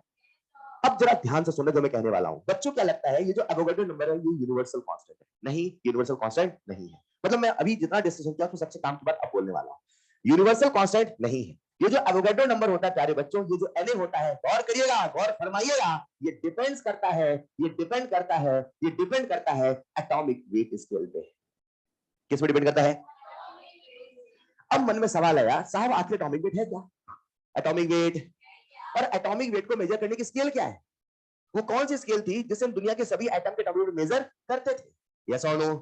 तो प्यारे बच्चों एटॉमिक वेट को मेजर करने के लिए फिर से हमें बनाना था रेफरेंस, और जो रेफरेंस हमने बनाया, फिर से हमने बनाया कार्बन 12 का। किसका बनाया? तो कहा जाता है आज की हमारी जो मॉडर्न एटॉमिक वेट स्केल है वो किस पे बेस्ड है? वो है कार्बन 12 पे। वो है कार्बन, वो है कार्बन। अब लोगों ने क्या किया जरा सुनिएगा, उन्होंने क्या किया, कार्बन 12 का एक एटम लिया, कार्बन 12 का, और इस एटम का 1/12 हिस्सा, 1/, एक मिनट, अब मैं आपसे कॉमन सेंस का सवाल पूछता हूं। पहले कार्बन 12 क्या बोले मैंने? Mass number, mass number, atomic number, perfect. Number of proton, number of neutron, perfect. फिर सुनना, न्यूक्लियस के अंदर कौन कौन है? कितने प्रोटॉन, कितने न्यूट्रॉन? 6 + 6, टोटल कितना मास? 12 AMU, 12 पक्का? अब सवाल सुनना, मैंने लिया कार्बन का एक एटम, कार्बन का, अभी न्यूक्लियस था, अब कौन है मेरे हाथ में? एटम। तो कार्बन का एक एटम, कार्बन का, क्या उसका मास भी लगभग 12 AMU है? क्योंकि इलेक्ट्रॉन का मास नेग्लिजिबल है। याद आया? अब अगर उस एटम को मैं 1/12 हिस्से में कर दूं, 12 हिस्से डिवाइड करो, तो एक एटम कितना है? 12, 12। तो अगर 1/12 तक कितना होगा? वो 1 AMU। अब जरा ये सब कुछ जो आपके दिमाग में बैठाया गया, वो बैठाया कहां से? वो सुनना, हम लोग आज उल्टा चल रहे हैं। आपको पहले यहां तक पहुंचा दिया, अब हम बता रहे यहां तक पहुंचे कैसे? समझ पा रहे क्या? तो प्यारे बच्चों उन्होंने क्या किया, कार्बन 12 का एक एटम लिया, उसे 1/12 पार्ट में डिवाइड किया, जो 1/12 पार्ट होता है प्यारे बच्चों वही होता है 1 AMU। क्या होता है? होना भी चाहिए, है या ना? और यहां से दुनिया के सभी एटम को मेजर किया गया। अब एटम का जो एटॉमिक वेट है वो 3 तरीके से मेजर होने लगा। एक होता था प्यारे बच्चों रिलेटिव, क्या होता था? क्या होता था? मैं आपसे एक सवाल पूछता, पूछ लो क्या? अगर कभी प्यारे बच्चों आप लोगों ने बाजार में जाके कहा 1 kg एप्पल, 1 kg, तो जो 1 kg एप्पल है वो उसका एब्सोल्यूट मास है कि रिलेटिव मास है? परफेक्ट। किसके रिस्पेक्ट में? वो जो 1 kg हमने बनाया उसके रिस्पेक्ट में। नहीं समझे? कल को वही 1 kg 100 kg होता तो क्या 1 kg एप्पल 100 kg नहीं हो जाता? यानी वो एब्सोल्यूट मास नहीं है, वो है रिलेटिव मास। यस और नो? तो अब दुनिया के सारे एटम को, मतलब इमेजिन करो फील के लिए, बस तराजू लिया, तराजू में रखते थे एटम, इधर रखते थे एमयू का वॉट। अब ये कहना बस आपको फील कराने के लिए, एमयू का वॉट कैसे रखेंगे? इतना इतना बड़ा एमयू क्या? समझ पा रहे क्या?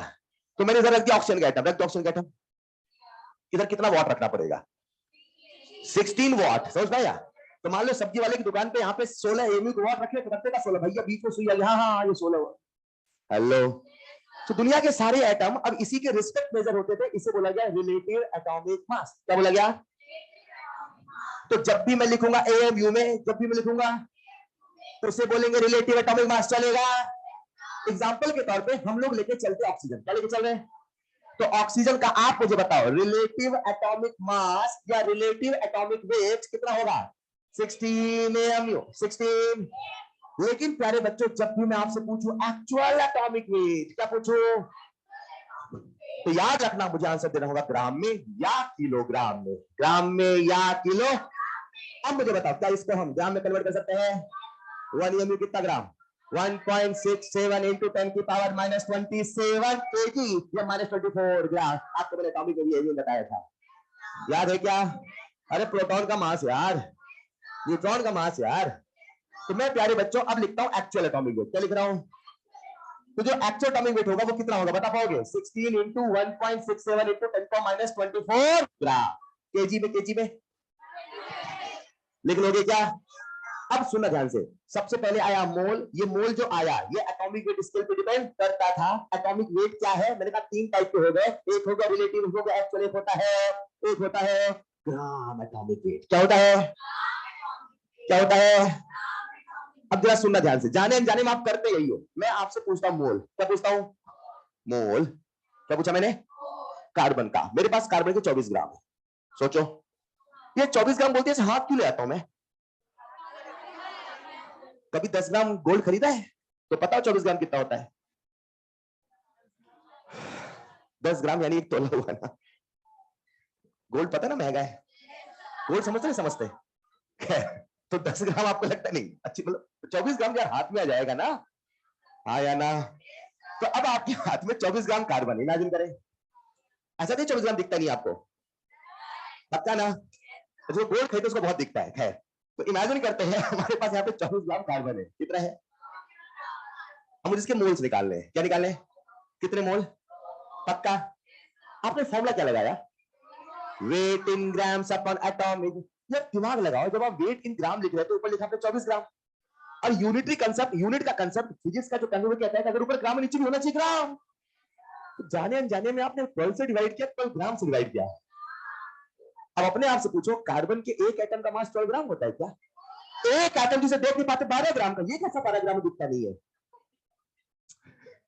यानी जो आपने 12 ग्राम बोला वो एटॉमिक वेट, वो रिलेटिव एटॉमिक वेट, और एक्चुअल भी वो है ग्राम एटॉमिक वेट, वो है 1 मोल का वेट, वो है। मैंने लाइन पहले कई दफा बोली है, अगर किसी सब्सटेंस का 1 मोल लिया जाएगा, अगर किसी सब्सटेंस का, तो उसका एटॉमिक वेट या मॉलिक्यूलर वेट उसके बराबर ही आएगा, लेकिन ग्राम में नहीं याद आया। तो प्यारे बच्चों, अगर मैं ऑक्सीजन ले रहा हूं, क्या ले रहा हूं, और मुझे लिखना है उसका ग्राम एटॉमिक वेट, राइट? तो उसका ग्राम एटॉमिक वेट होगा 16 ग्राम। अब बता दो ये ऑक्सीजन का ग्राम एटॉमिक वेट है, या ऐसे भी बोल दूं मैं ये 1 मोल ऑक्सीजन का वेट है। बच्चा कहता है सर यार इतना बढ़िया कॉम्बिनेशन कैसे बना, जो यही था यही कैसे आ गया सर, बस एमयू ग्राम बन गया सर। है बताऊं मैं आपको कैसे आया? अभी बताता हूं, यहां लिख रहा हूं मैं, आप सबका ध्यान चाहिए, राइट? 1 AMU सबको समझ में आता है क्या? कितना होता है? 1 पॉइंट इंटू 10 की पावर माइनस, पक्का? पक्का? ग्राम में बोलो -24, है ना? अब जरा फील करना, एक ऑक्सीजन है, पकड़ो ऑक्सीजन, पकड़ लिया, अच्छा यही फील चाहिए थोड़ा सा बस। एक ऑक्सीजन है, पकड़ो। ऐसे पकड़ा कि आपने, ओ सर आ गया सर। एक ऑक्सीजन है, ठीक है? अब जो एक ऑक्सीजन है उसका वेट ग्राम में कितना है? एक ऑक्सीजन का एटम, एक एटम बोल रहा हूं मैं, एक एटम 10 की पावर -24 ग्राम। अब मैंने कहा भाई साहब 1 मोल एटम ले आओ। कितने एटम? 1 मोल, यानी एनी एटम ले आओ। तो क्या ऐसा नहीं लग रहा अगर मैंने 1 मोल एटम लिया तो 1 AMU इंटू Na कर दूं? आप चौंक जाएंगे, ये 1 ग्राम होता है। क्या बात कर रहे हो सर? अभी बताता हूं मैं, 1.67 10 को -24 इंटू 6.02 टू 10 से मल्टीप्लाई करके देख ले, एक ही आएगा। फिर क्या था, मैं मजा ही आ गया। बोले दुनिया का कोई भी सब्सटेंस का 1 मोल लिया तो उसका वेट उसके एटॉमिक वेट के बराबर ही, तो बस ग्राम में। 1 का 1 था तो 16 का, 32 का, 18 का, आप नहीं तो यहां से कंसेप्ट जन्म ले लिया, that is gram atomic weight. हमने एक रूल बोलना स्टार्ट कर दिया कि दुनिया में किसी भी सब्सटेंस का अगर 1 मोल लिया तो उसका वेट उसके एटॉमिक वेट के बराबर ही, मॉलिक्यूलर वेट के बराबर ही, लेकिन ग्राम चलेगा।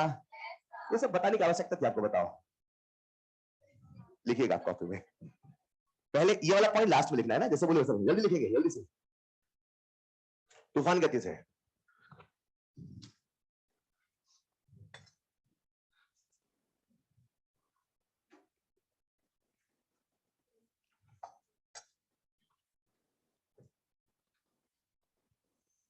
क्या हुआ बताएं? Point number 1, point number 2, point number 3।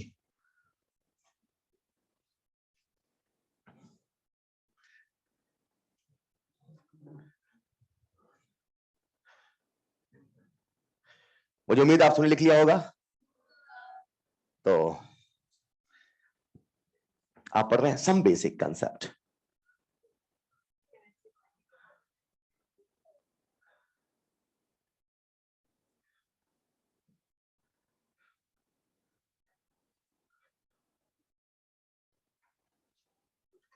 लिख लिया होगा आप सबने। बड़े आराम से लिख रहे कैसे आज? लास्ट चैप्टर है पक्का? एक बार देख लेना, मॉड्यूल में छूटा तो नहीं कोई? सारे चैप्टर गिन गिन के पढ़ रहे थे ना, दीवार से क्रॉस करते थे रोज। यस खत्म।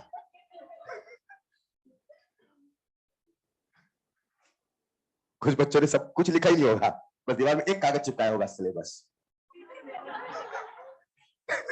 आखिरी दिन जाएंगे खत्म। रोज का झमेला।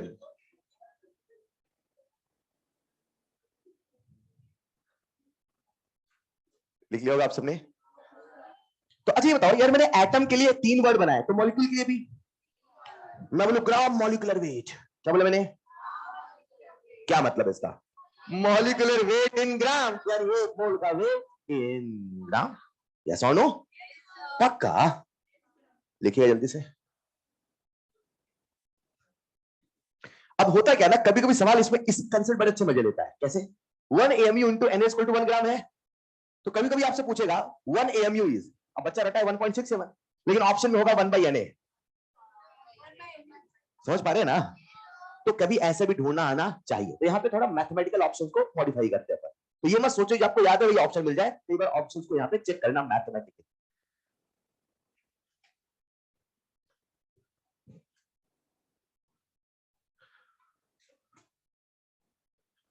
तो 3 कंसेप्ट है, हमने मोल कंसेप्ट पढ़ना शुरू किया है, जो बस पढ़ना ना पढ़ने के बराबर है, सब कुछ आपको आता है।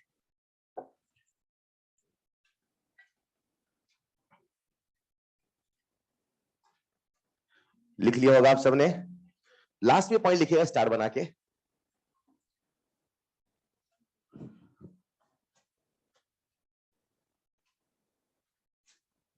और यही कारण था प्यारे बच्चों, इसे मैजिकल नंबर कहते थे।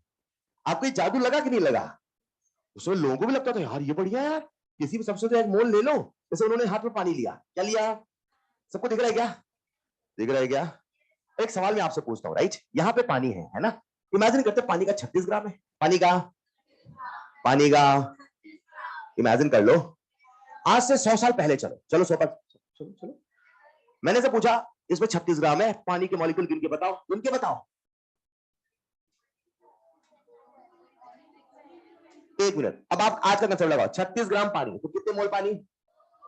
थोड़ा फील करोगे अपने आप दिखने लग जाएगा। 36 ग्राम पानी तो कितने मोल पानी? यानी अंदर पानी के कितने मॉलिक्यूल है?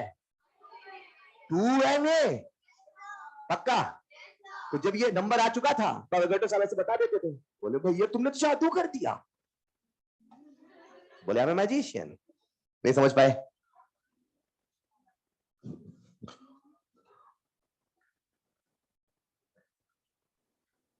लिख लिया होगा क्या?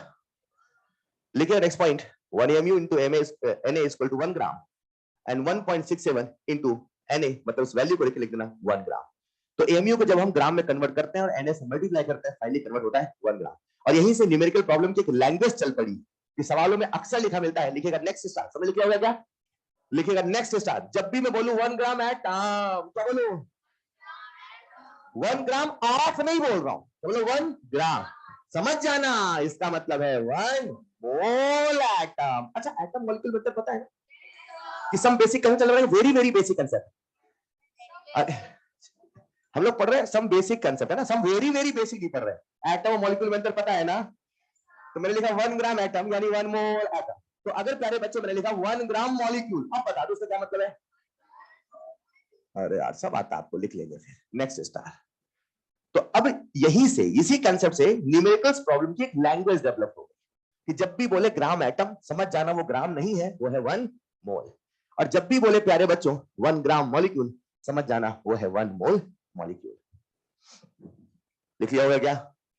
अब ये कुछ छोटी छोटी बातें मैं आपसे कर रहा हूं, आप सबका ध्यान मुझे बोर्ड पे चाहिए। पहला स्टार, दूसरा स्टार, नेक्स्ट पॉइंट, आप सबसे पूछ रहा हूं, अरे पूछ रहा हूं क्या आप सबको मैं नंबर ऑफ मोल्स के फॉर्मूले बताऊं? क्या मैं आपको बताऊं नंबर ऑफ मोल का फॉर्मूला होता है weight in grams upon molecular weight? क्या मैं आपको बताऊं नंबर ऑफ मोल का फॉर्मूला होता है given number upon greater number?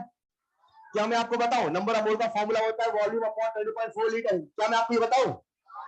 क्या मैं आपको बताऊं दुनिया में किसी भी गैस के किसी भी एक मोल का वॉल्यूम, गैस के एक मोल का वॉल्यूम कितना होता है?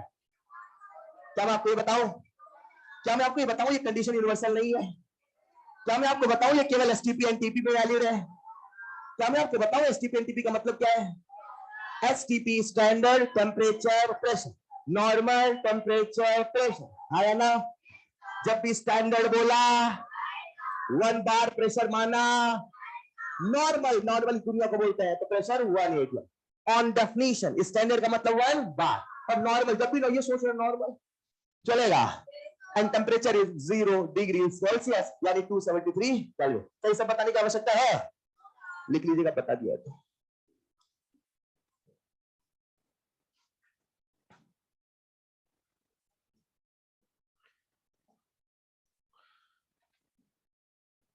इसीलिए हमारी केमिस्ट्री में एसटीपी और एनटीपी को इक्वल माना जाता है लगभग, हल्का सा फर्क है 181 बार का।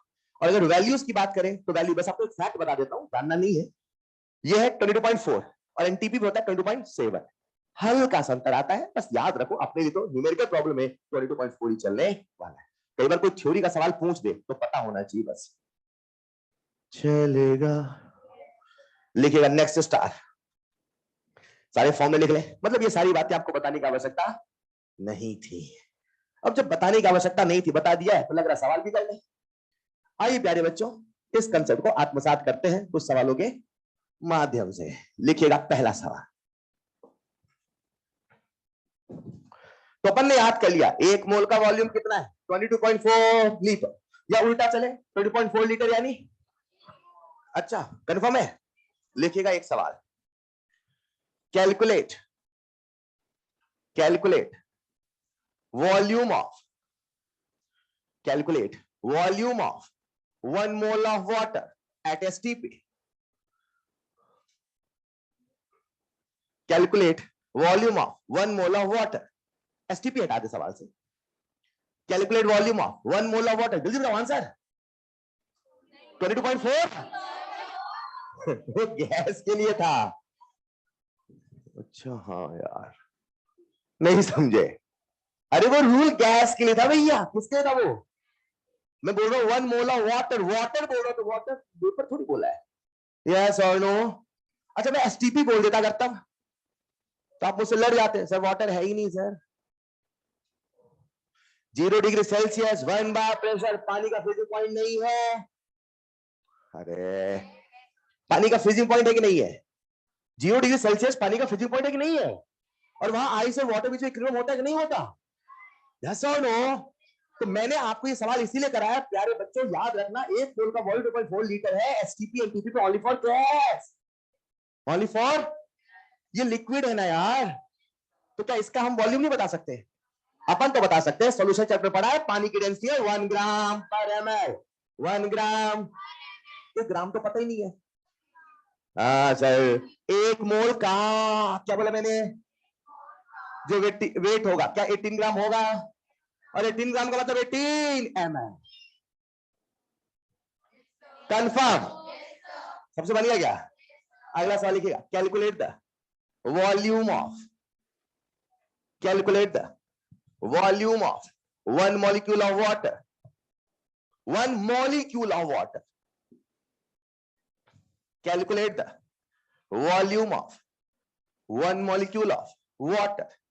तो वाटर के एक मॉलिक्यूल का आपको बताना है वॉल्यूम। फटाफट सवाल करेंगे स्पीड में यार, स्पीड बढ़ाएंगे। आंसर आप मुझे फाइनल बताएं, फ्रैक्शन बोले तो भी चलेगा, एनए के फॉर्म में आंसर दे दो। Calculate the volume of 1 molecule of water, बन गया क्या? अभी मुझे सुनो, एक मोल का वॉल्यूम कितना? 18। सुनो सुनो सुनो, समय समाप्त, नहीं बने कोई दिक्कत नहीं, सीखते चले, तभी तो मैं करा रहा हूं ना, वरना मैं बोल देता ऑलरेडी डिस्कस्ड। पढ़ा रहा हूं तो मतलब है ना, कुछ समझ पाएगा। 1 मोल का वॉल्यूम कितना है? 18 ml। 18 तो एक मॉलिक्यूल का नहीं बता दोगे? बता दो चीख के चिल्ला के, 18/n/ml। अब जो समझदार होगा 1/n की वैल्यू रख रखी है। अभी लिखा था मैंने आपके सामने, बताओ क्या लिखा था? 1 AMU into 1 NA = 1 ग्राम, याद है? अब आप ये थोड़ा यूनिट को भूल जाओ, नंबर का मल्टीप्लाई करो। 1 AMU क्या था? 1.67 10 की पावर -24। NA कितना था? 6.02 10 की पावर 23 = 1 होगा। अब जरा सुनना, ये पूरा NA है, राइट? और नीचे NA है, 1/NA की वैल्यू तो यही होने वाली है। तो आपने बता दिया जमाने का आंसर, 18 into 1.67 10 की पावर -24।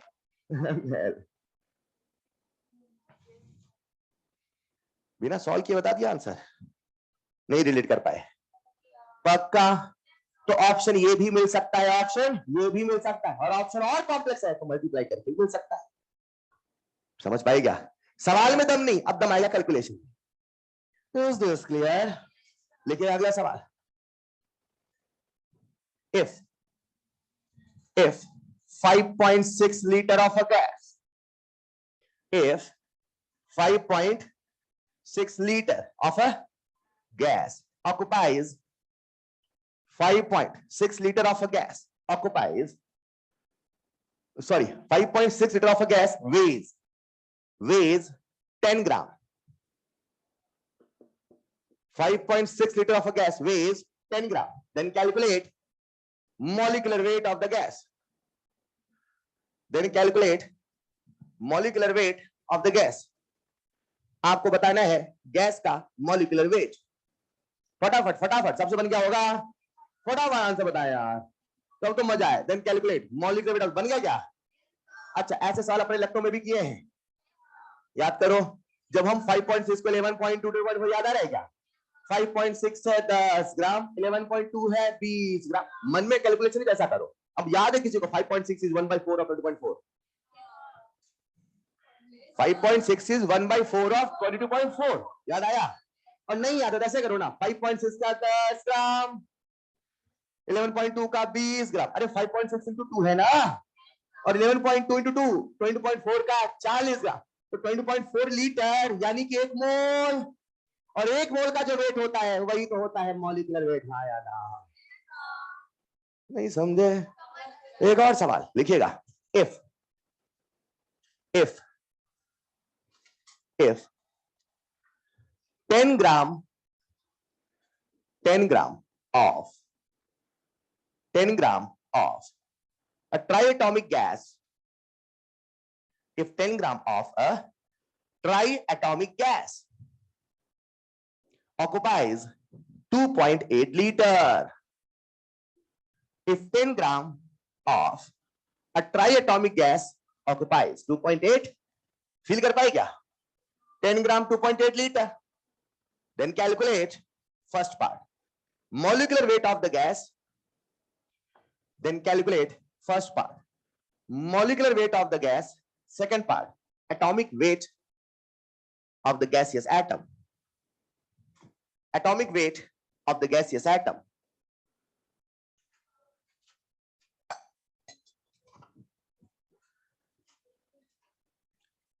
So simple, बन जाएगा क्या?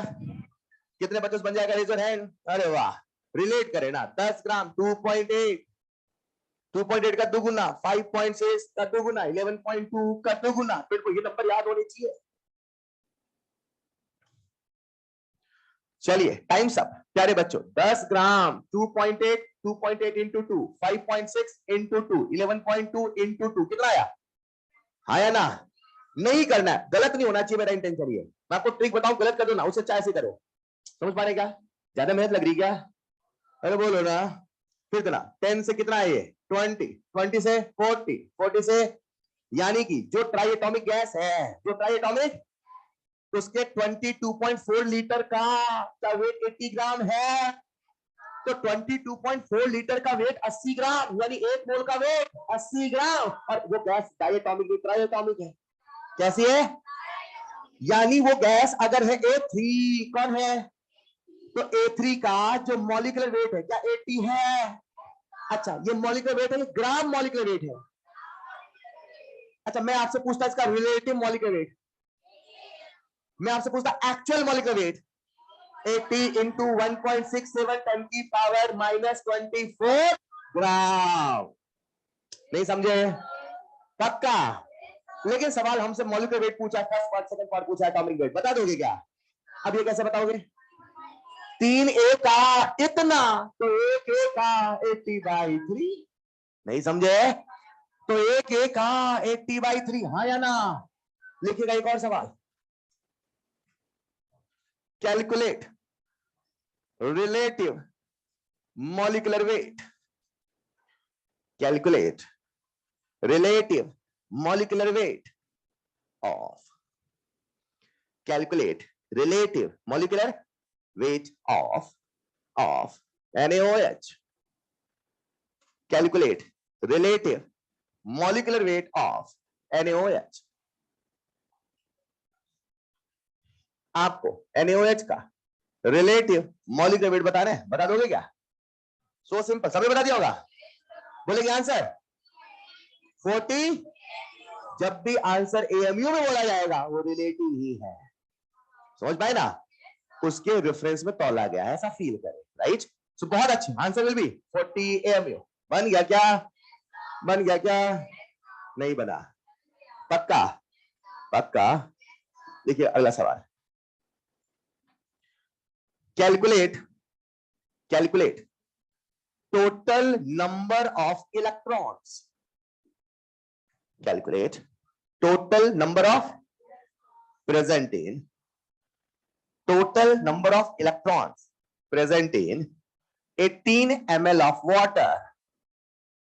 देखो साइंस का जादू, अपने सामने 18 ml पानी का रखो, इलेक्ट्रॉन गिन के बता दोगे आप on paper. Calculate total number of electron in 18 ml of water. Feel करो, फील करो, 18 ml से क्या सोच सकते हैं? आपको इलेक्ट्रॉन निकालना है, इलेक्ट्रॉन कहां है? क्या एक मॉलिक्यूल का पता है? रिलेट करें, सबसे पहले एक मॉलिक्यूल को पकड़े, पूरी ग्लास, पूरी ग्लास। कितने बच्चों का आंसर आ चुका? Raise your hand. अरे वाह यार, एंड आंसर इज 10। अब चलो मैं कर देता हूं फिर से, क्या 18 ml पानी है? थोड़ा फील करो ना यार, हाथ में ऐसे रखो, 18 ml दिख रहा है क्या? अब अंदर पानी है, पानी के मॉलिक्यूल है, मॉलिक्यूल में एटम है, एटम में इलेक्ट्रॉन है। सोचो कितने इलेक्ट्रॉन है, कहां से एक मॉलिक्यूल का पता होता, टोटल मल्टीप्लाई कर देते। समझ पा रहे क्या? 18 ml, क्या 18 ग्राम पानी है? 18 ग्राम पानी, क्या एक मोल पानी है? तो पेपर में बोर्ड पे लिखने की आवश्यकता है? बोलो ना। वो तो मैं लिख रहा हूं आपको बताने के लिए, ये सब ओरल नहीं चलता अपने मन में। हेलो, 18 ml, क्या 18 ग्राम पानी है? 18 ग्राम पानी, क्या 1 मोल पानी है? ये फॉर्मूला लिखूं मैं, number of mole equal to weight in grams upon molecular weight 1। Yes, that's why 1। किसी भी सब्सटेंस का वेट अगर उसके मॉलिक्यूलर वेट के बराबर है तो भाई साहब 1 ग्राम ही, 1 मोल ही तो है। अब मेरे पास पानी के कितने मोल हैं हाथ में? देखो 1 मोल। किसके 1 मोल हैं? पानी के कितने मॉलिक्यूल हैं? क्यों, आप तो भी 1 मोल बोल रहे थे। 1 मोल बोला है सर, 1 दर्जन बोला है सर, तो दर्जन 12 है ना, तो 1 मोल में 6.022 10 to 23 मॉलिक्यूल्स है। अच्छा, इलेक्ट्रॉन का है आपके घर में, मेरे घर में? पानी में, पानी के मॉलिक्यूल में, मॉलिक्यूल में कि मॉलिक्यूल के अंदर, एटम में? तो आप मुझे बता दो पानी में कितने, एक पानी के मॉलिक्यूल, एक पानी के मॉलिक्यूल, एक पानी का मॉलिक्यूल बोल रहा हूं मैं, एक मोल नहीं, एक पानी का मॉलिक्यूल, कितने इलेक्ट्रॉन है? पक्का? यहां है 6, यहां है 8 और यहां है कंफर्म 8 + 2 एक मॉलिक्यूल जिसे देख नहीं सकते, उसे छू नहीं सकते, उसमें 10 इलेक्ट्रॉन है, बता सकते हैं यस और नो? एक मॉलिक्यूल में 10 इलेक्ट्रॉन है, तो एक मोल में 10 मोल। आपने एनए क्यों बोला? कुछ नहीं बोला आपने, क्या लिखा आंसर? अच्छा, लिख लिया होगा सबने। And answer is 10 Na। मोल ना लिखूं मैं? नहीं, मैं मोल लिखूंगा, क्या कर लोगे? हाँ बताओ, गलत है ये? दोनों इक्वल है, फिर दोनों में अंतर क्या है? पढ़ने लिखने का तरीका है सर, आप ऐसे खुश हो, ऐसे खुश, हम मेहनत कम करते हैं। हाँ या ना? एक और सवाल लिखिएगा, लिखिएगा एक और सवाल। Calculate, calculate, calculate total number of, calculate total number of, total number of atom and molecule, calculate total number of atom and molecule present in 34 AMU of ammonia, calculate total number of atom and molecule present in 34 AMU of ammonia, 34 AMU of ammonia।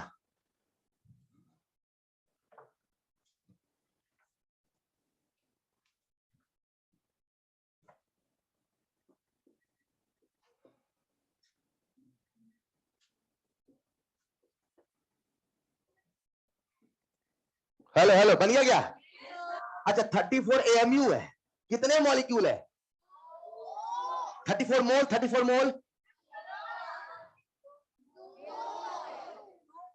खुद सोचो यार, ammonia के एक molecule का वजन कितना है? AMU, हाँ या ना? तो इतना छोटा है और मैंने 34 बोल दिया, समझ जाओ कितने मॉलिक्यूल है? दो। अच्छा, 2 मोल है कि 2 मॉलिक्यूल है? 2 मोल और 2 मॉलिक्यूल समझ में आता है ना? 2 मॉलिक्यूल गिन के दो, 1 2, और 2 मोल गिन ना पाओगे ऐसे, एक दो ऐसे नहीं गिन पाओगे। हेलो, तो कितने मॉलिक्यूल है? 2। तो आपसे पूछा नंबर ऑफ मॉलिक्यूल, बता दो 2 मॉलिक्यूल, हाँ या ना? आपसे पूछा नंबर ऑफ एटम, एक मॉलिक्यूल में कितने एटम?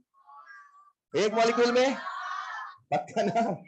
ये नाइट्रोजन गिनना भूल गए थे। खैर, एक मॉलिक्यूल में कितने एटम? 4, 3 हाइड्रोजन के, 1 नाइट्रोजन के, तो total number of atom 8। So answer will B 8 atom. चलेगा।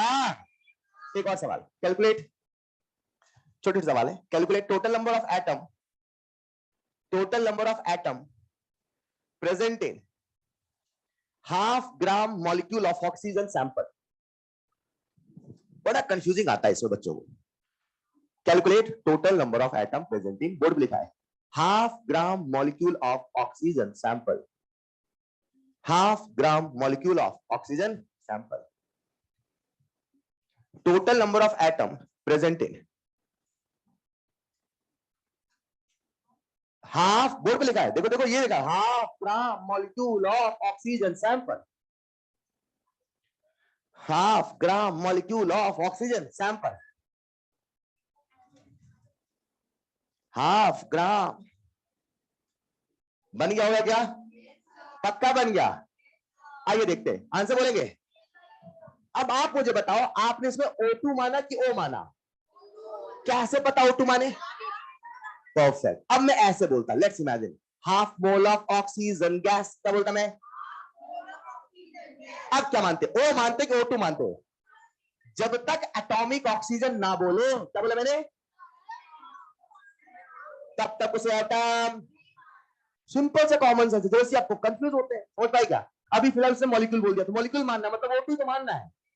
अब बताओ O2 के कितने मोल हैं? तो O2 के हाफ मोल, O2 के हाफ मोल। अच्छा, मुझे O2 के मोल पूछा है कि ऑक्सीजन एटम के? एक मॉलिक्यूल में कितने एटम?